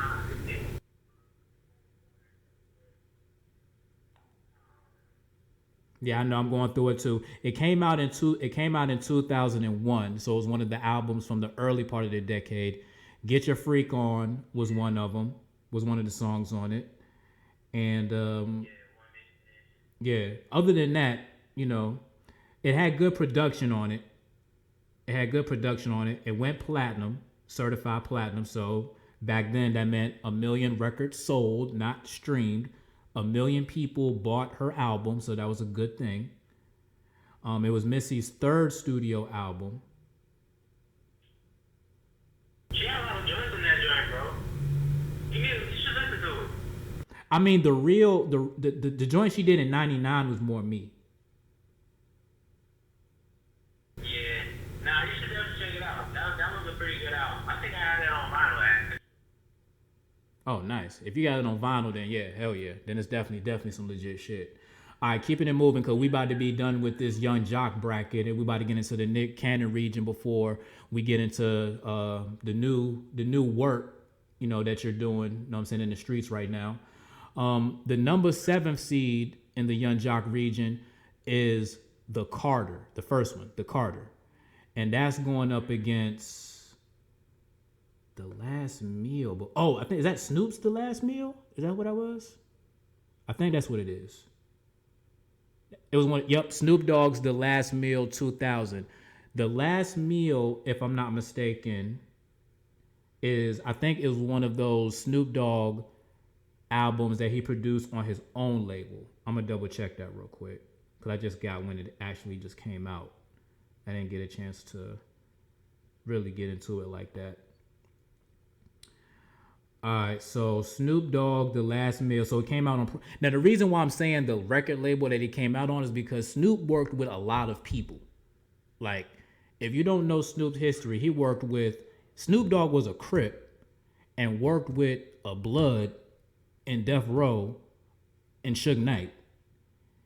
He worked with Master P and No Limit. He came to the East Coast and worked with Pharrell.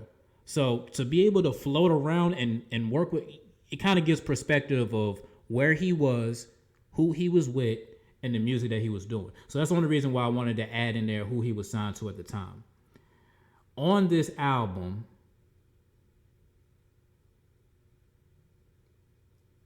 I can't remember a single off this joint. I'm sorry. I'm really looking at it. Again, shout out my West Coast people for pressuring me to add more West Coast music, and this is why I didn't want to do it, because I knew that my West Coast knowledge wasn't all that great. But The Last Meal is Snoop's 5th studio album. So like I said earlier, most of the albums in this decade is people from the 90s, Snoop, who's still finding their way in this. And let me read this real quick here. Okay, so actually The Last Meal, this was his 3rd and final studio album that he did with No Limit. I didn't realize he did multiple albums with No Limit. I remember one album he did which kind of looked like, remember how No Limit and Cash Money used to have the album covers that used to look exactly the same? It just seemed like a lot of green screen stuff glued on and like icy chain fonts. Yeah. So I remember those albums that Snoop did with No Limit. But okay, The Last Meal, Snoop Dogg's 3rd studio album, going up against the Carter 1. Where we at?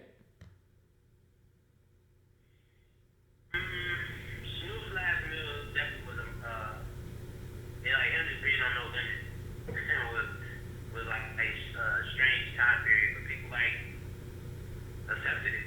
You know, I think it made hip hop more. I think it made it more global. It wasn't. It kind of put Snoop as an artist that wasn't just a West Coast artist. Like it removed the boundaries. The Carter pretty much put Lil Wayne in the direction of headed to being a legend. Because if you notice on that album, his flow was entirely different. This was around the time Gilly the Kid was, in the studio working with him. Mm-hmm. Their flows are very similar. So, remember he put Birdman and Lil Wayne on blast, but if you listen to how Wayne flowed on that album and how Gilly the Kid was rapping, you'd be like, alright, this dude, he can't be lying because they sound just alike. Yeah, and the single that was on this was Go DJ. So just to give people a perspective of what time period the Carter came out. Boy, this man had 21 songs on an album. Back in the day, that would be like a bargain. Like you said earlier, $15 for an album and only like 2 songs. At least you got less than $1 per song on 21. You do that now, that's like, bro, that's too much. Like this is 3 times the amount of albums that Good Music did when they did the 7-track album. He did 21. Like, this is crazy, but it's a lot of good music on it though. Like you said, it was an album that basically introduced Wayne to the world as far as an adult rapper, even though it came out in 2004. Wayne's been out since he was like 13, 14. So we have to remember that as well. So, But yeah, like I said, this is like the introduction into, you know, Lil Wayne becoming the GOAT that kids will say is the GOAT today. So that's pretty cool. So let's keep it moving because we about to get out of this region. So the number 2 seed in the Young Jock region, the Marshall Mathers LP versus. Okay, did I just put that in there? Okay, no, because you mentioned that it was already there. Black Rob's life story. I guess we don't really have to get too much into that. Marshall Mathers, Eminem, first solo album. I just don't give a fuck. Oh no, or was Marshall Mathers LP the second one? I think it was the first one. That's the second one. First one was the Slim Shady LP. Okay, so the Marshall Mathers LP again, man. It's you get a lot of this stuff mixed up over the years. All right, so the Marshall Mathers LP, which actually was the third one, the third studio album. Let's see what tracks was on this joint. Okay, Stan was on this. Yeah. The Real Slim Shady, you remember? I'm the real Shady, so you know what I'm saying, that joint.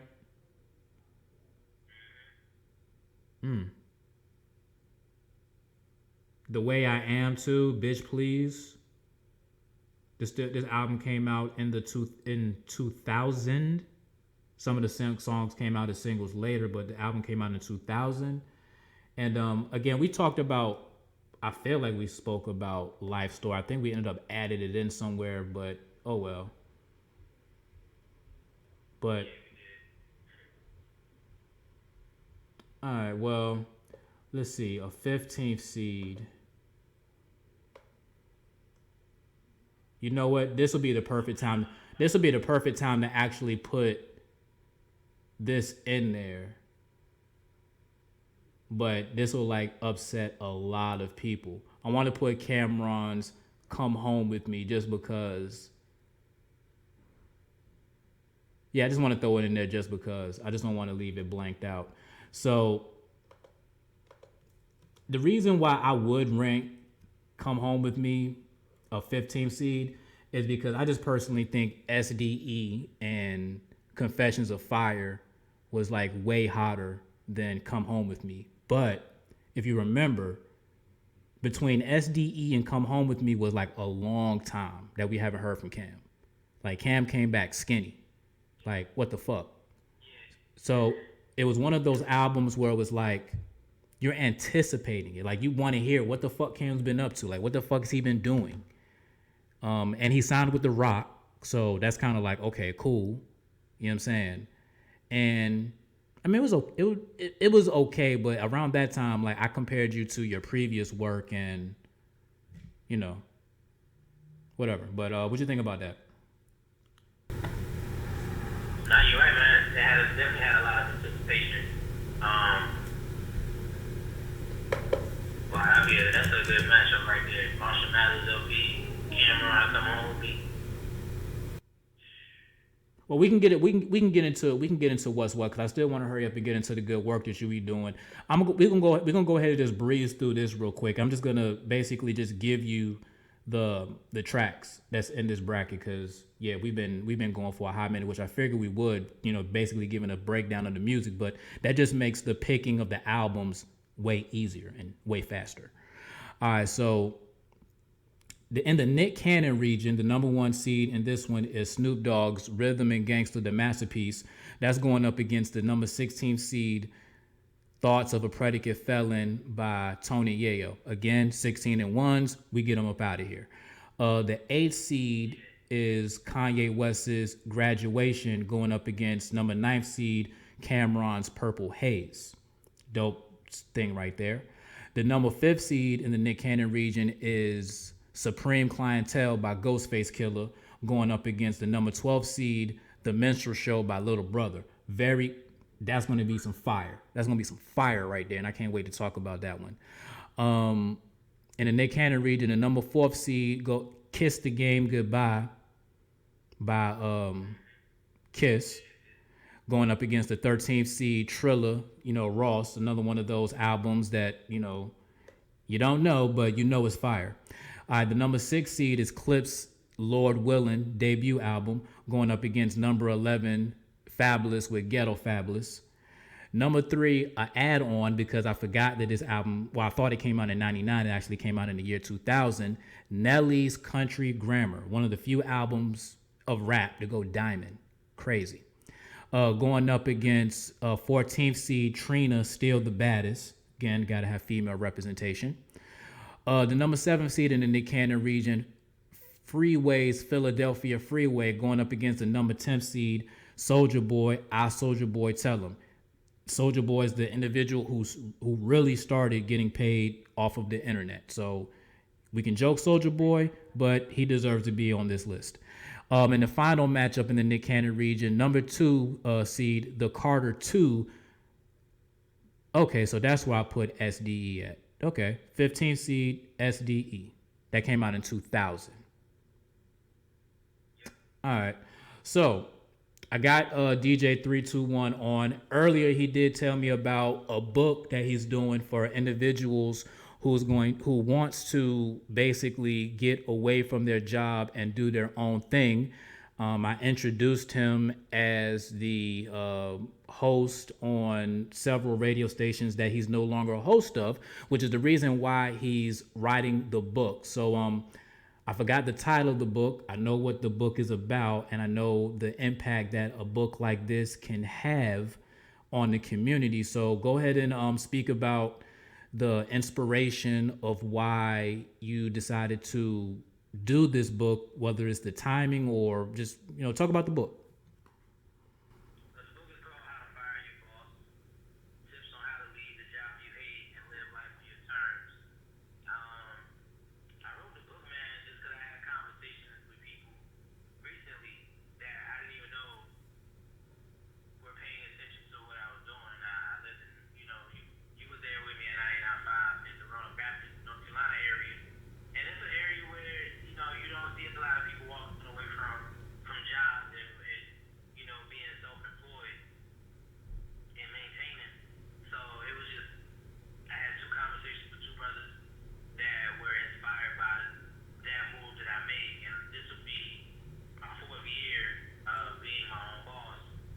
And I should say this is the 4th year since I fired my boss.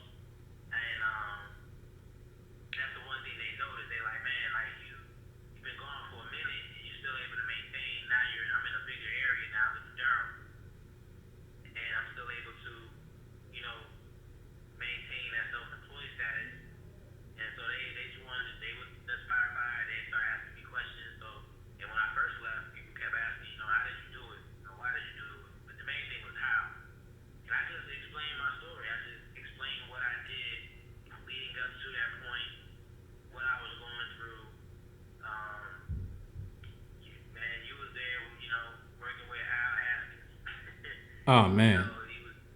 He was cheap as fuck, man. Like, you couldn't get no money out of this dude, man. He was incompetent. He didn't know what was going on. So it got to a point where, I had 2 people in my circle that put me in this position that I'm in now, and I spoke about it in the book, and I just lay out, simple tactics that, any person, I'm not somebody that's like a LeBron James on the basketball court or Steph Curry, with extraordinary talent.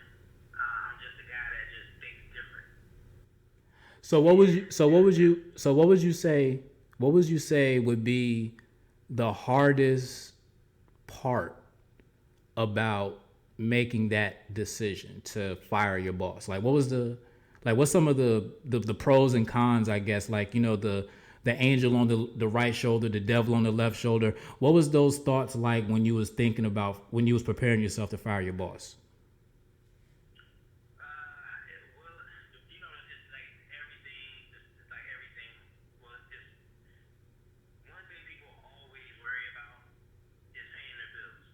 Facts. That's the main thing that's always a concern. How am I going to pay my bills? And see, that's why I gave out tips. That's why I gave out the tips, because to be honest with you, and even now with this being year number 4, I really have a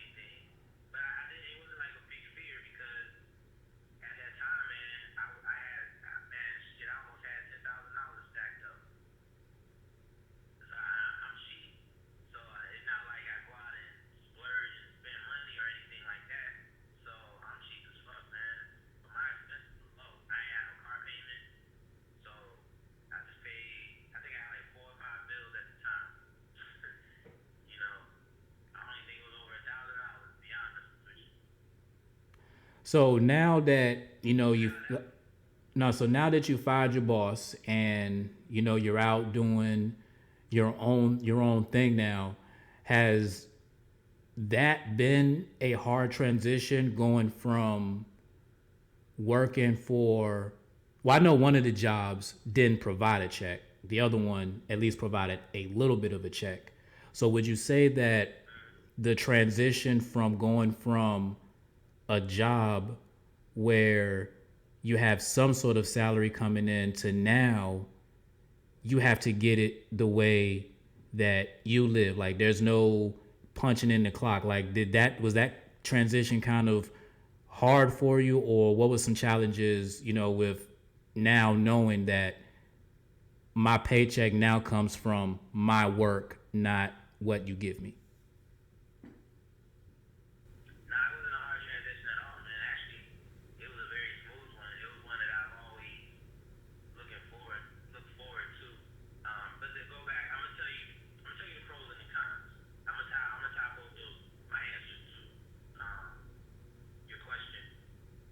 So the con is if you don't work, you don't eat. You know what I'm saying? So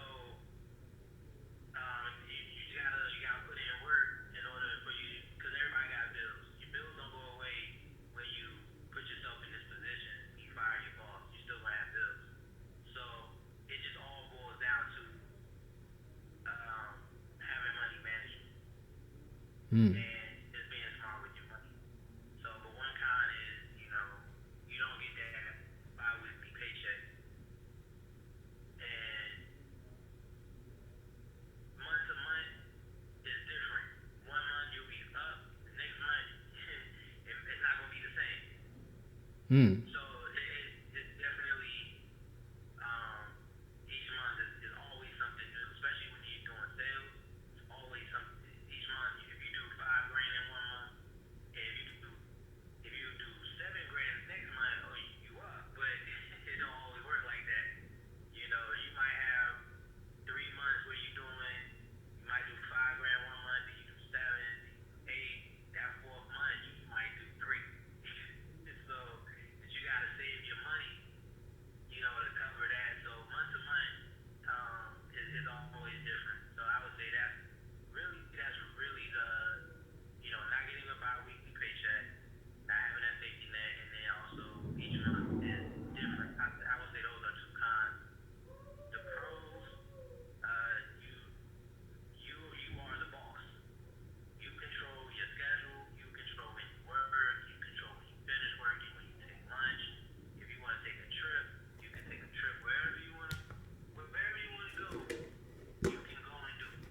Facts. The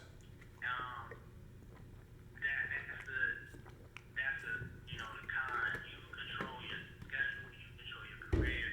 You control your pay. I went from $7.70 per hour to $75 to $125 an hour now. You know what I'm saying? That's just one business. The other business is I charge monthly retainers. So then I have another business where I'm selling products online. I'm getting that up and running. So it's kind of hard to gauge what my income stream with that is. So another pro is just you have the freedom. You have the freedom to control your career. You have the freedom to set your pay. You have the freedom to set your schedule, and you have the freedom to just enjoy life. Nice. Those things alone, as you see, outweighs the cons. So let me ask you this then. So just in case a person is listening and I don't want them to be, irresponsible, you had a plan before you decided to fire your boss. It just wasn't one of those things where it was like, hey boss, you're fired, but then you're sitting back like, damn, I don't have no money coming in. Like, you had a plan, right? Yeah, bro. When I made the decision, I had 3 or 4 months worth of expenses. Yeah, about 3 or 4 months worth of expenses.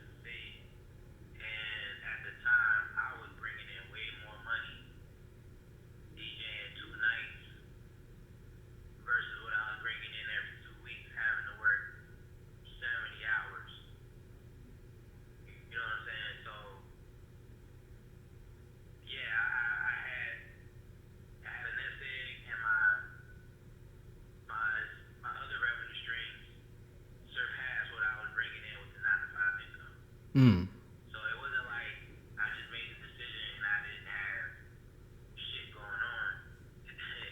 It was definitely things in place. You Okay. know, and I tell anybody that, you know, don't fire your boss and next month you gonna be getting an eviction notice. That's just not smart at all. Right, right. Because a lot of people do quit their jobs without having any sort of, backup plan. I mean, I understand that sometimes there are certain jobs that are, so unbearable that it's like you just have to find a way to just like get out.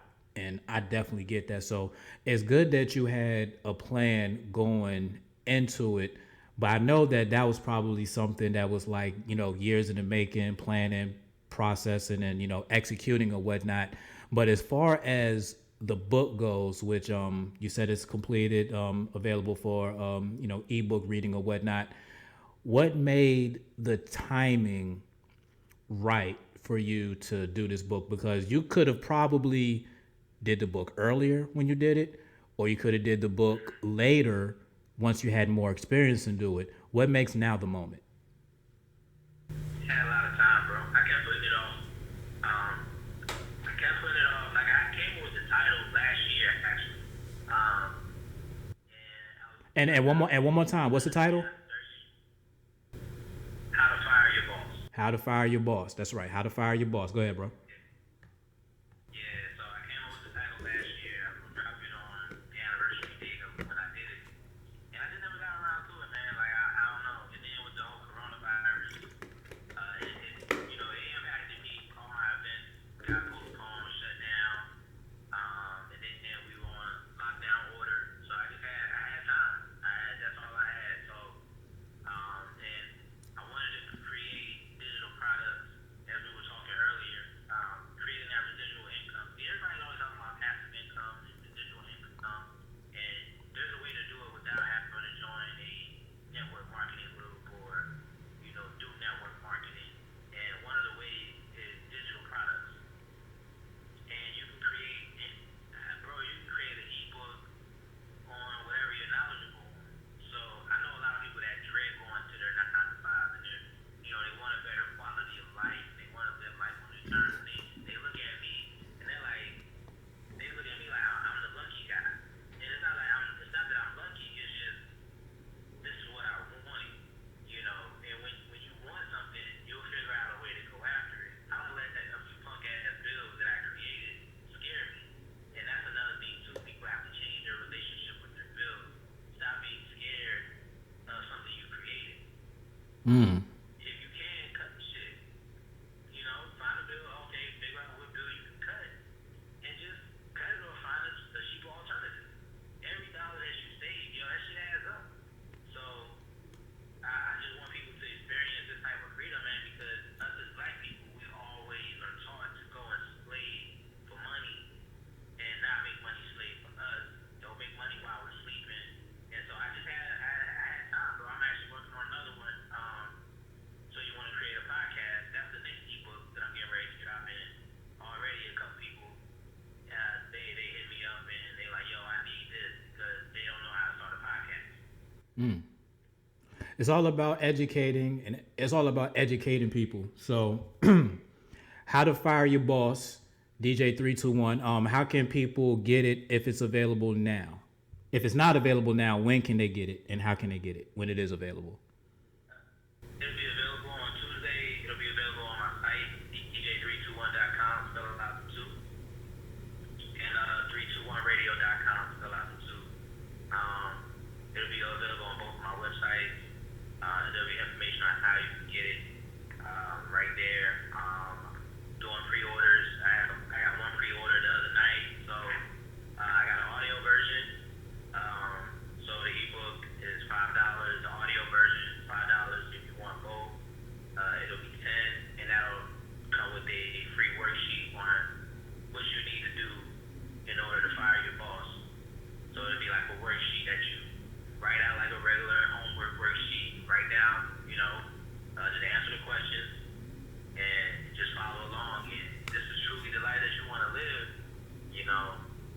it's just easy, practical steps to get to it. A lot of times people just gotta get out of their own way. They just gotta get out of their own mental state. A lot of times we hold ourselves back. I was guilty of it. I wanted to leave in 2014, 2015. My mom told me to stay, and I did end up getting cut. So, but I joke about it with that to this day. You know, I always tell her, you know, ain't listening to you, we got cut. But yeah, you gotta get your headspace right, because this shit ain't easy. It may look like it's easy, it may look like it's fun. You know, it sounds good that you live like on your terms, but you gotta deal with shit like right now, the coronavirus. You know, but I got money stashed away, so I'm good whenever things open back up. You know, I'm not in a bad predicament or anything like that. My bills are still gonna get paid. Facts. So that's the one thing that you. No, I was just about to say that's the one thing that we definitely want to make sure, especially during this time, is that all of the bills get paid. Yeah, all the bills get paid, and it's also good to have something in place where your income doesn't get impacted. Like, people are still shopping. There are people that are still working and making money, you know, so they're able to still support you and buy you things. So, or buy things, you know, buy your product, you know, especially if it's something that they need. And that's another thing people need to realize too. Don't cry about lack of support. It's not lack of support. It's just, in this time, 80% of Americans live paycheck to paycheck. So it's like they can only support a certain number of people at a time. But if you have something they need, they have no problem with supporting you. If you have a tax business, if you have a child care business, or, you know, credit repairs, something that people need on a daily basis, they don't have no problem with supporting you monetarily, you know. You just got to find the product. Yeah, you gotta have something that people need, and they feel the need that they need to have it in their life in order to support you. So, but that's why I created digital products, so that, you know, being a DJ, my income is often impacted by, you know, we get snow days, whatever the case may be. So that's why I actually have another venture called the TP Group, where I manage social media accounts for small businesses. I still have that. That's still going. And now my digital products and my merchandise. So I'm working on 3 revenue streams. So. Well, it's a good thing that you have those different revenue streams, because, you know, since I think it's statewide, but I think it's federal as well, that, you know, all non-essential businesses are pretty much closed, which, you know, affects barbershops, beauty salons. But I still saw the hair shop still open for some reason. But hey, people still need hair grease, I guess. So it's good to hear that you still, you know, at least, you know, again, making money for yourself, because there's a lot of people out here right now where their job got cut off by coronavirus. And my part-time job, you know, working for ESPN, was basically cut because I'm only on weekends. So we don't need weekenders in the building. We can just have automatic programming. You know how that business goes. So yeah, so if that was like my main source of income, I would be hurt. But, you know, I have another source of income as well. It's not as I'm not gonna say it's not as lucrative, but it's not as my own like your opportunities are. But the work and the hustle is still the same. I get in what I put out. I control when I work, and then with the money that you use, you save it and you make something happen with it. So, How to Fire Your Boss, DJ321. You can get it at DJ321.com. Spell out the 2. You can get it on his DJ321 app. Spell out the 2. It drops Tuesday, and this is going to actually drop on Monday. So make sure that you guys get it. And if you're listening to this episode and it's after Tuesday, you still can go you can still go get it. So good luck for sharing the book. So we all know the albums. We all gave our opinions on the albums. You know what I'm saying? So let's just go ahead and get into it. in the Vanilla Ice region, number 1 Blueprint going up against, we already said it, it's Shawty Lowe's Units in the City. So is your bracket, because I'm ending up doing like millions of brackets, Blueprint or Shawty Lowe's Units in the City? Who's moving on to the round of 32? The one that definitely beat the 16. Oh yeah, of course, all day long. All day long. One that definitely beat. This is when I wish I had like a producer to do like a commercial break, because I definitely want to get a pen so I can mark mine. Hold on.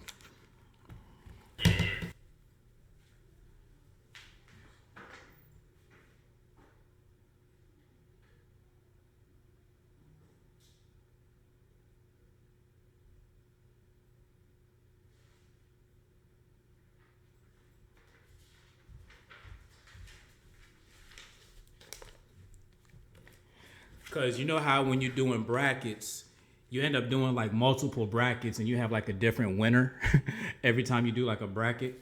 So that's why I said I'm gonna end up probably doing like multiple different brackets. But I'm gonna go ahead and mark this joint real quick. All right, so we're going with the 1 seed, moving on, Blueprint. Blueprint is going to take on the winner of Paper Trail and The Recession. T.I.'s Paper Trail, Jesus The Recession. Who you got? Going with Paper Trail. Going with Paper Trail? Yeah. All right. All right, so moving on. 5th seed, Ja Rule's Pain is Love versus 12th seed, Straight Outta Cashville. What say you?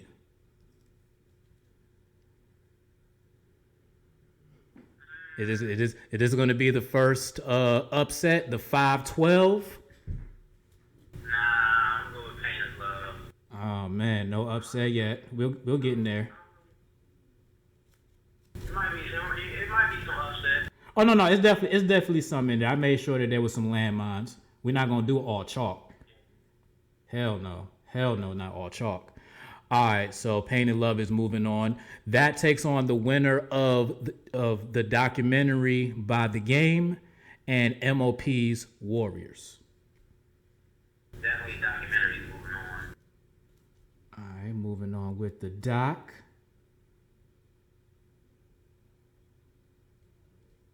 All right, keeping it moving.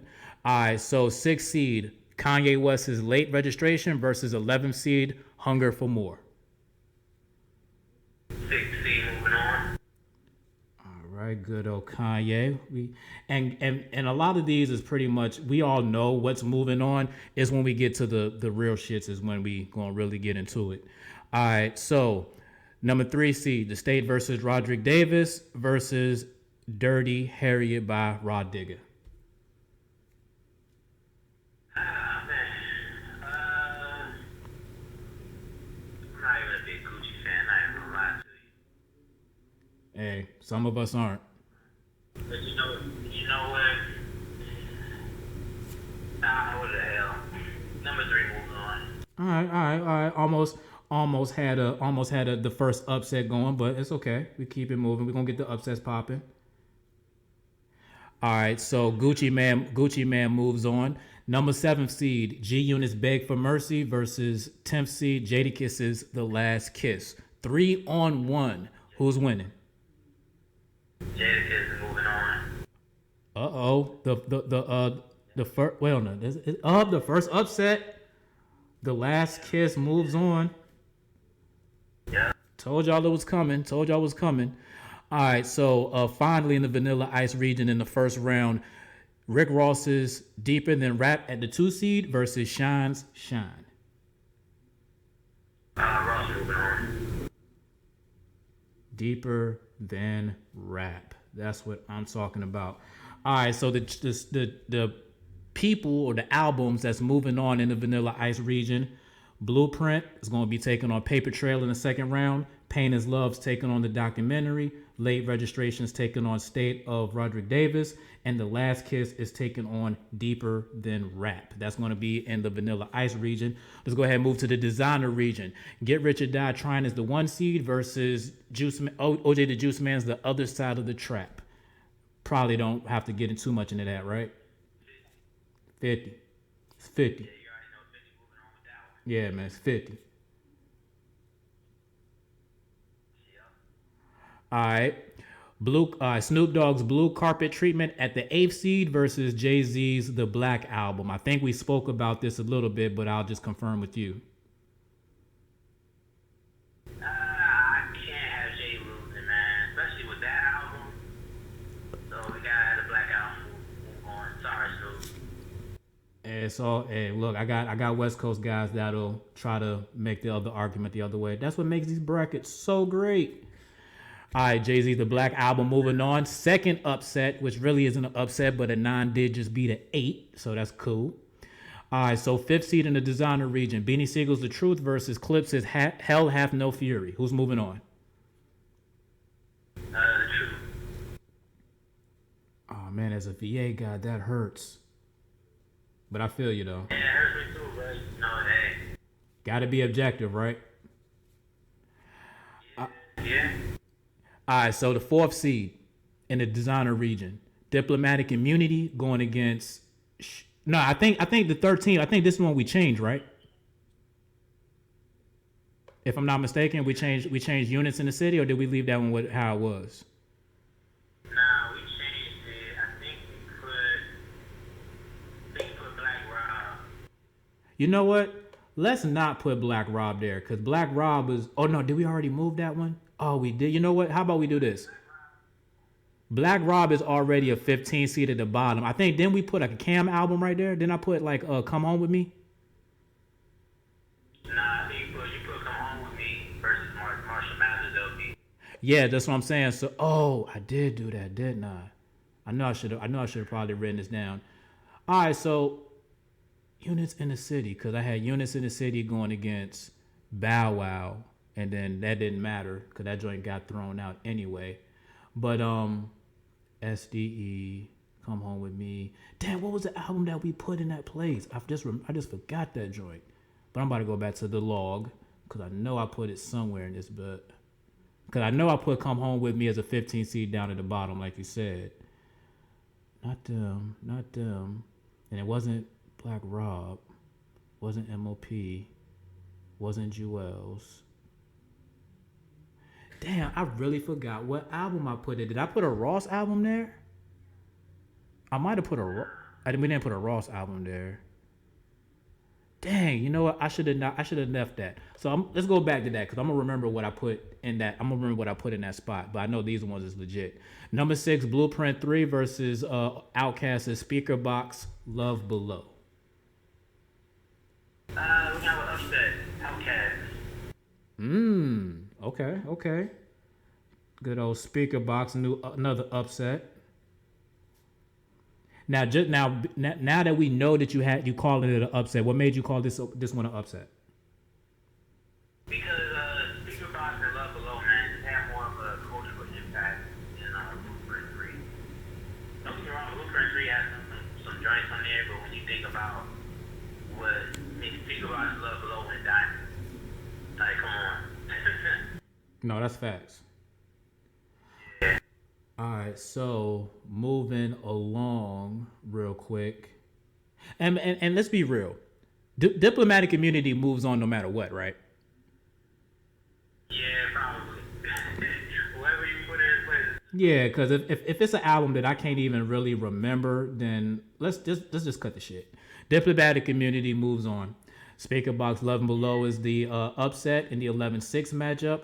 Let's get to the number 3, Stankonia versus Evolution. Stankonia. So we about to have our first, I don't know how to say it, but Outkast is going to be going against each other in the second round. Yeah. Now that's going to be some, now this is where the conversation gets lit. All right, so the 7th, 10th seed, Last of a Dying Breed by Scarface, Fabulous's From Nothing to Something.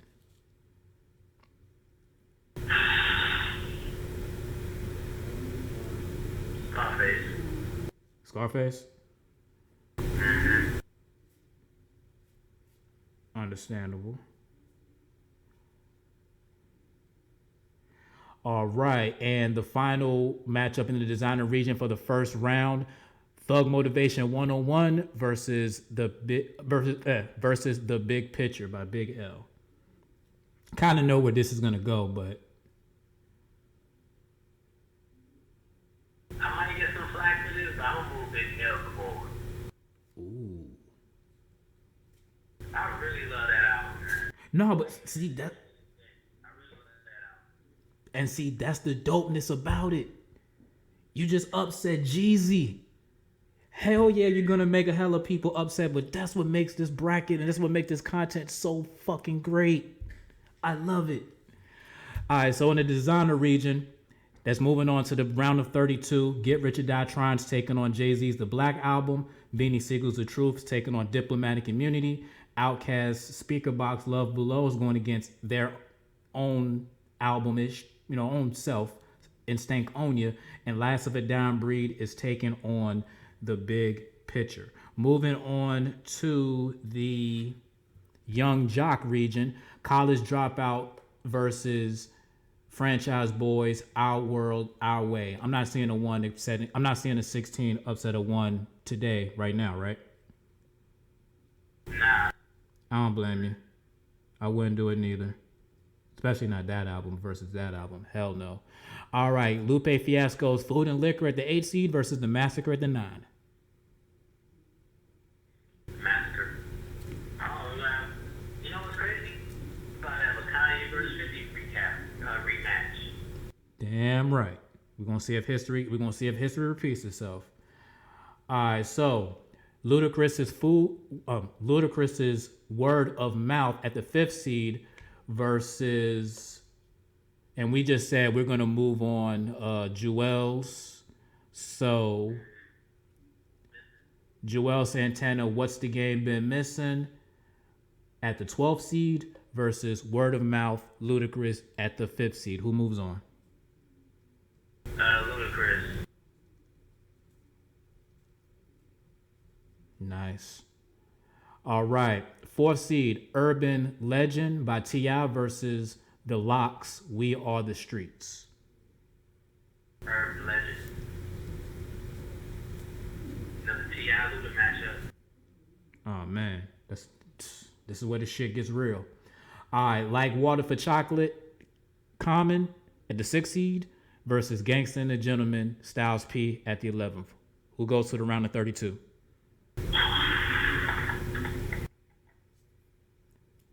That 6-11 matchup's kind of that Gangsta and the Gentleman. A lot of people might say it's underseeded, or Like Water for Chocolate might be seated a little higher than it should be. But what says you? Nah, we're gonna move Common forward. Move Common. Yeah, we're gonna move Common forward.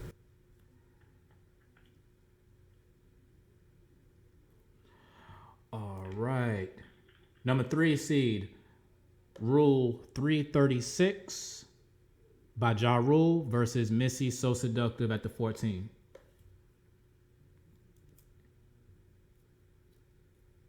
Who you got?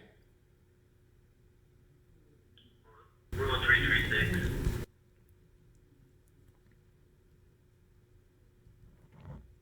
All right, final grouping.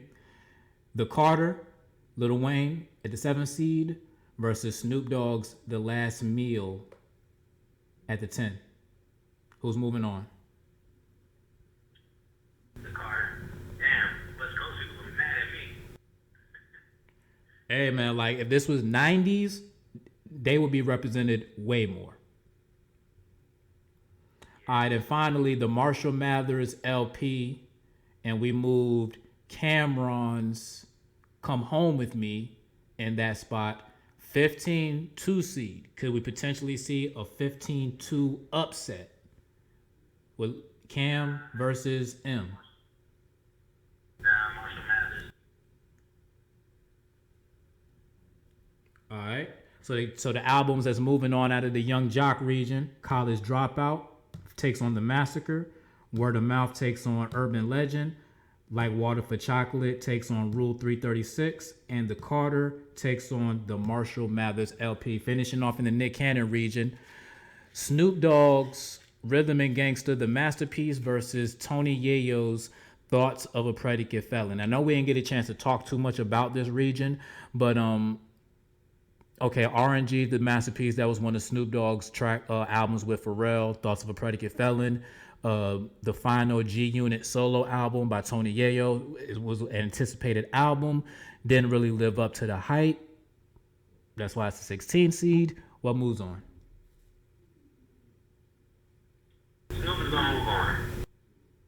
All right, so unlike Virginia, no number one seeds lost in the first round. I hate you guys so much. Let that go, bro.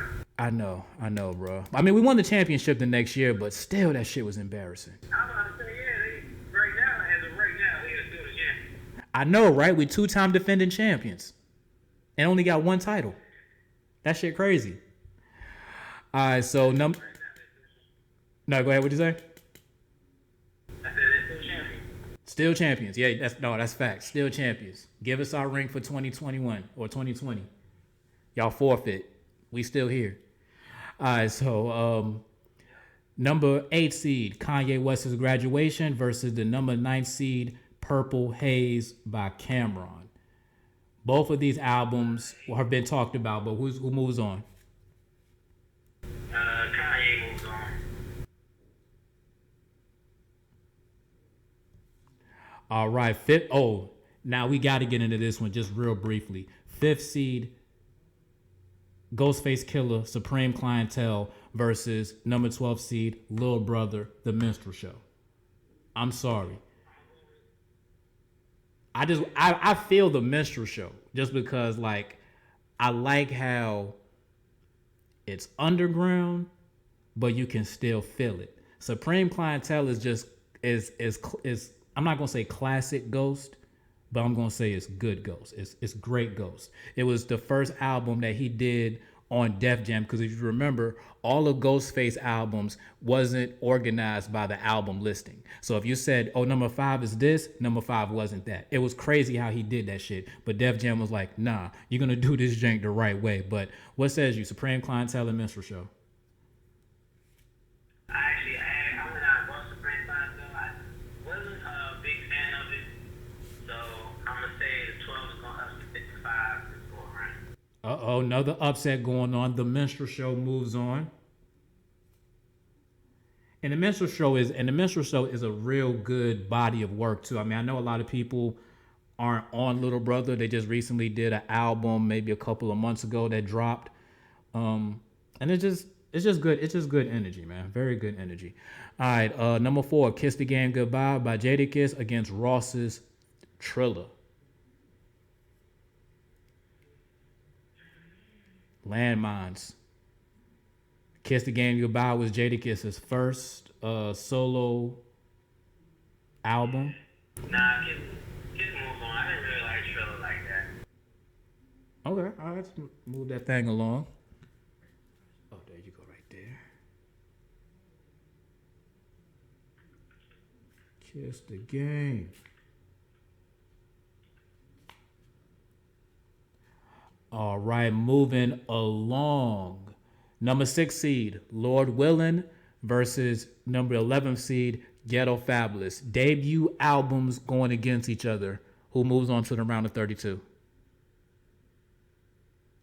Clips moves on.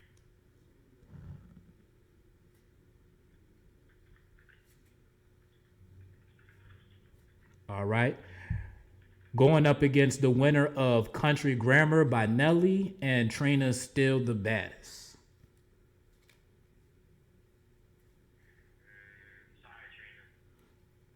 It happens. It really wasn't set up that well for, yeah, sorry. Not by choice, but it was hard. All right, Number 7, Philadelphia Freeway versus the 10th seed, I Soulja Boy Tell 'Em.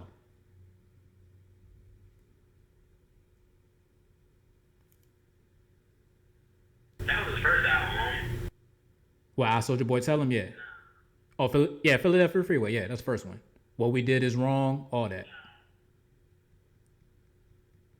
Nah, Soulja Boy's first album. Oh, was that Soulja Boy's first? I thought it was. I don't listen to Soulja Boy. I just knew that I had to put him up there because of what he did, you know what I'm saying, in the 2000s with selling ringtones and being like the first artist to actually be discovered on the internet. So I just thought culturally that was impactful. Actually, that was his second album. Came out in 2008. Now we're gonna go with Freeway. All right, hold on. So if that wasn't the first one, what was the first Soulja Boy then? Hold up. Again, we don't know this because we don't listen to him. I think it was just called Soulja Boy. Oh, okay. Yeah, because like I said, cats don't really listen to Soulja Boy, but again, it's one of those things where it's like, I respect the success of people. You know what I'm saying? I'm not a hater. So, yeah, I got to give people their credit when it's due. And, yeah, so we gave Soulja Boy his time on the pod, and we're moving on. Don't have to speak of it again. Freeway moves on, going against the winner of Cameron's SDE, the 15th seed, and the Carter 2. Yeah, nobody beat the Carter 2. Carter 2? Nobody beat that album. Uh-oh. Yeah.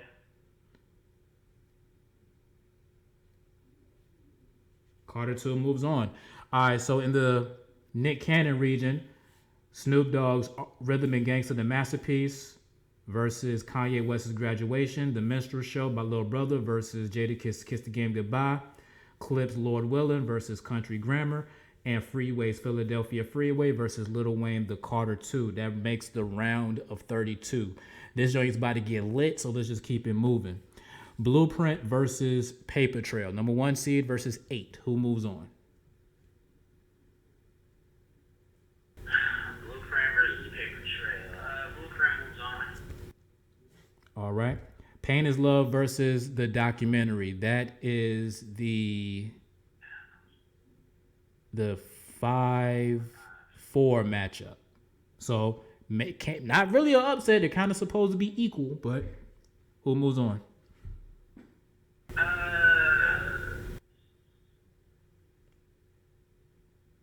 Ja Rule moves on. Over The Documentary. We don't have too much West Coast representation. What makes you pick Ja Rule over Game? He had more of a global impact. Why the appeal was larger. Documentary just appealed to hip hop. Ja Rule appealed to not only hip hop but pop, and like he was more like his audience impact was more diverse. Got you. That makes perfect sense. Kanye West's Late Registration versus Jeezy, The State versus Roderick Davis. So you mean Gucci? That's easy, Kanye West. Yeah, that's what I meant. My bad. Yeah, Kanye definitely moving on. All right, and finally, 10th seed, Jadakiss's The Last Kiss versus number 2, Deeper Than Rap, Ross. Ross. All right. So going into the Sweet 16 from the Vanilla Ice region, Blueprint takes on Pain is Love. Late Registration takes on Deeper Than Rap. Moving on to the Designer region, Get Rich or Die Trying, 1 seed versus the Black Album, the 9th seed. Who moves on to the Sweet 16?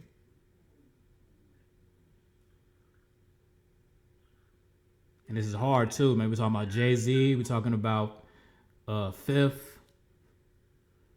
Yeah, we want the Black Album, we're gonna knock out Get Rich or Die Trying. Well, yeah, I'm gonna stick with the upset. Ooh, the first number 1 seed to fall, and it didn't make the Sweet 16. Get Rich or Die Trying is out. Oh no! If Bracket Buster off the rip. Let's keep it moving. All right, The Truth versus Diplomatic Immunity. Benny Siegel, The Truth versus Diplomatic Immunity. Who moves on to the Sweet 16? Just that. course. All right, now this is the Outkast matchup. Either way, an Outkast album is gonna move forward, but which Outkast album is gonna move forward? Speaker Box Love Below or Stank On Ya? The beginning of the decade in Stank On Ya, or the end of the decade and actually at the end of an era of Outkast? Which album moves on?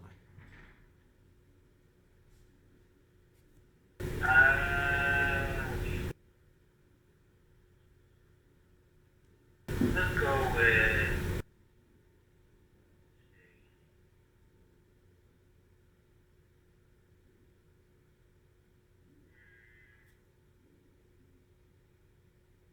How you making your decision? Are you thinking about cultural impact? You thinking about singles? You thinking of nostalgia with Speaker Box and Love Below being the last? What's the thought process?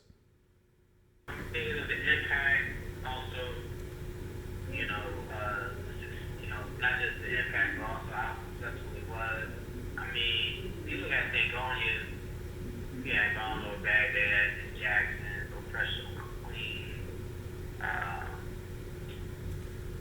Whole World, introduced us to Killer Mike.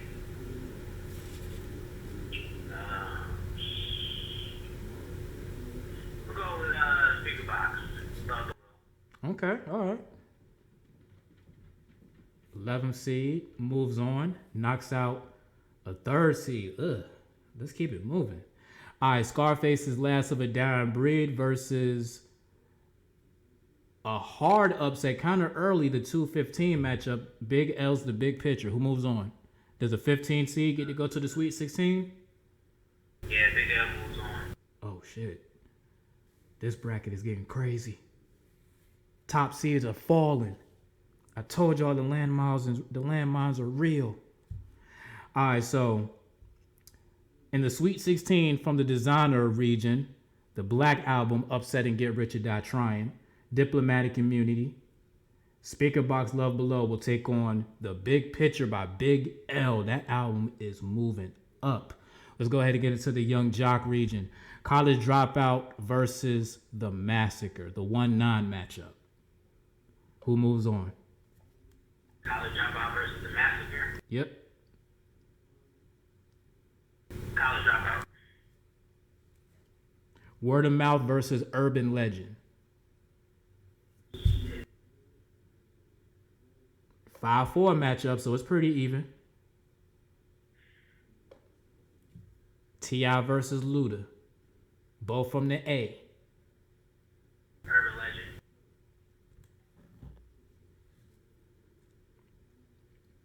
All right, another grouping of different styles of albums. Commons Like Water for Chocolate versus Ja Rule's Rule 336, the 6-3 matchup in the second round. Who moves forward? Let's do Common. Okay. And finally, the Carter. Do you have to say the Carter 1, or can you say the Carter and nobody has to ask which one? Someone would ask which one, but I mean, really, they would call it the Carter. Yeah, I mean, I figured that. I just feel like don't call it the Carter 1 because it just sounds weird. But the Carter versus Marshall Mathers LP. Who moves on?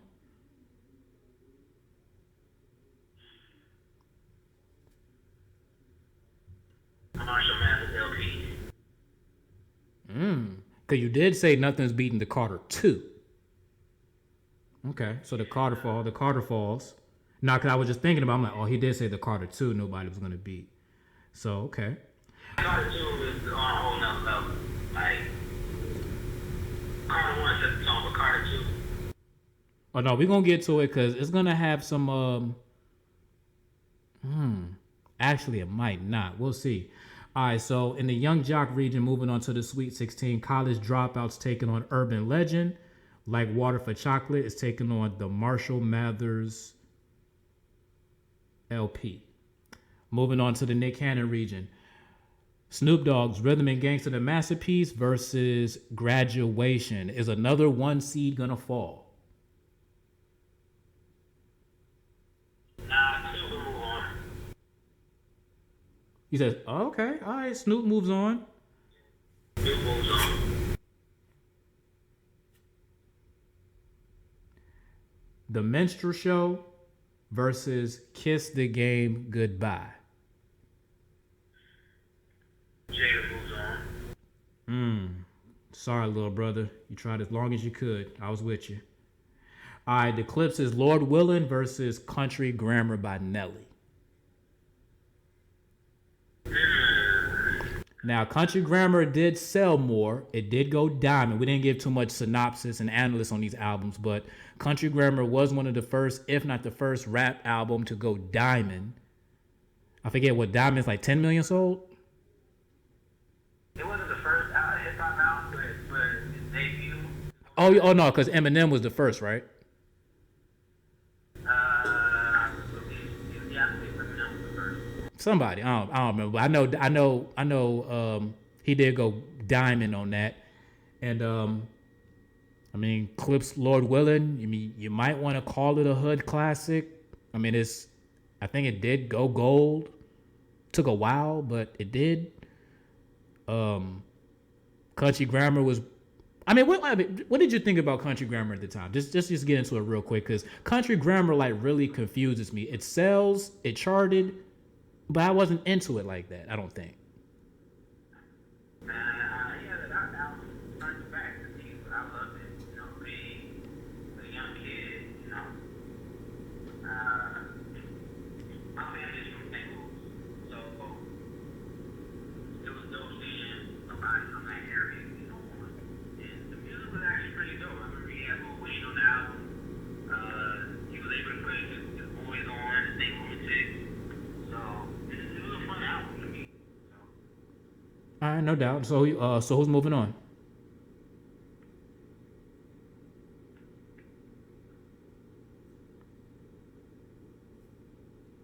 The 6-3 matchup.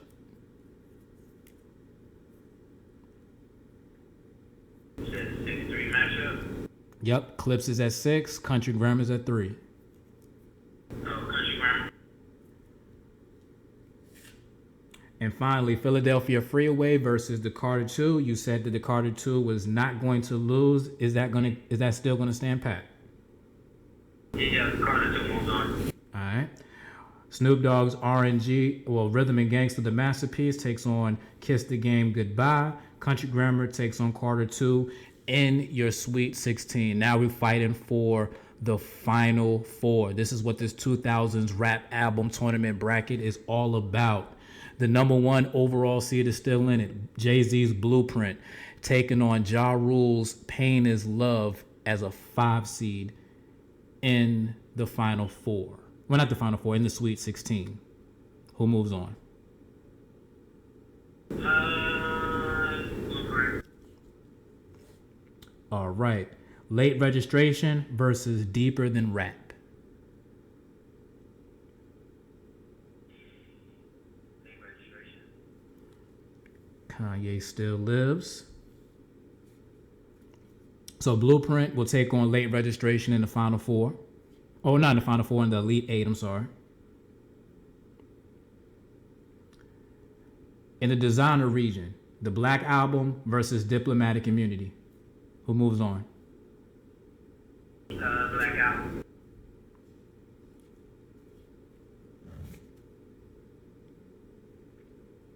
I love this matchup. The 15th seed, the Big Picture, is still in it.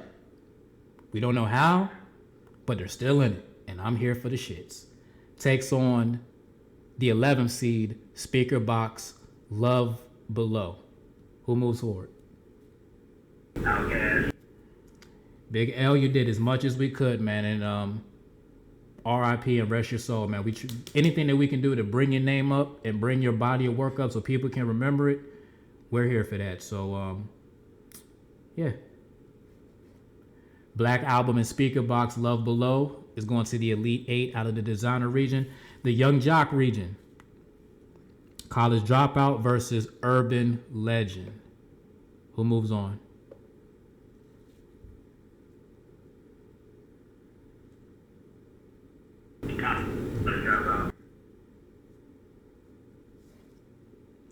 And finally, Like Water for Chocolate versus the Marshall Mathers LP. Marshall Mathers. All right, so College Dropout and the Marshall Mathers LP is going to the Elite Eight. Let's go ahead and circle these things real quick. All right, and finally, Snoop Dogg's Rhythm and Gangsta, the Masterpiece, versus Kiss the Game Goodbye. Does the 1 seed still stay in the game? Yeah. Okay. Yucca.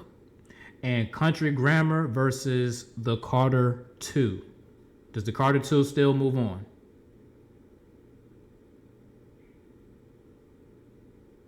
Yeah, Carter's still moving on. All right. So Rhythm and Gangsta, the Masterpiece versus the Carter 2 in the Elite 8. Let's get to the shits. Going to the Final Four out of the Vanilla Ice region. Blueprint or Late Registration. Late Registration is a 6 seed. It made it to the final. It made it to the elite. It made it to the Elite 8. And Blueprint's the favorite. Who's moving forward? Blueprint's in the Final Four. The Black Album versus Speaker Box Love Below. Who moves forward?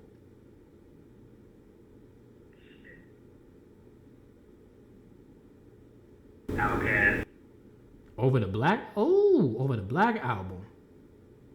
Yeah, they came out around the same time, but Outkast doesn't have more than a bigger impact. All right. Black Album was a 9th seed. Speaker Box was an 11th. Okay, knocking them down. Yaka. All right. 3 seed. I mean, not 3 seed. The Young Jock region. College Dropout versus the Marshall Mathers LP. So the favorites basically made its way to the Elite 8. And who's moving forward? Marshall Mathers. Over College Dropout? Oh, man. That was the last Kanye album to make it. Well, to at least get there. Ooh. All right. Any thoughts on College Dropout? Didn't get the edge on the Marshall Mathers LP? Nah. Eminem's a cultural impact, man. It's great. All right. So your Final Four. Blueprint, Speaker Box Love Below, Marshall Mathers LP, and Rhythm and Gangsta, the Masterpiece. 2 1 seeds, a 2 seed, and a 11 seed made the Final Four. Not too bad.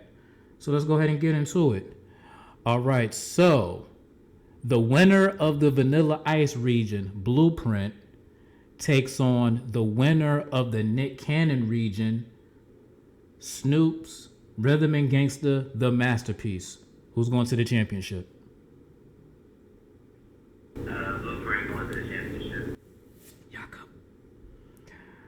All right, and the winner of the Designer region, Speaker Box Love Below, takes on the winner of the Young Jock region, the Marshall Mathers LP. Who's going to the championship? Outkast. Ooh, no Marshall Mathers. All right. So in DJ 321's tournament bracket, 2000's rap album tournament bracket, he went through 68 teams or 68 albums. And we're down to our final 2. God, this could have been a whole radio show. I'm looking at the time. So, for the championship, Blueprint, Speaker Box, Love Below. What's the best?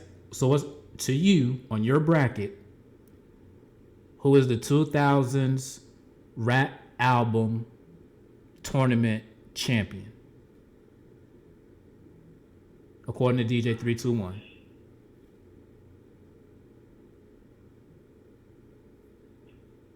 I'm gonna go with.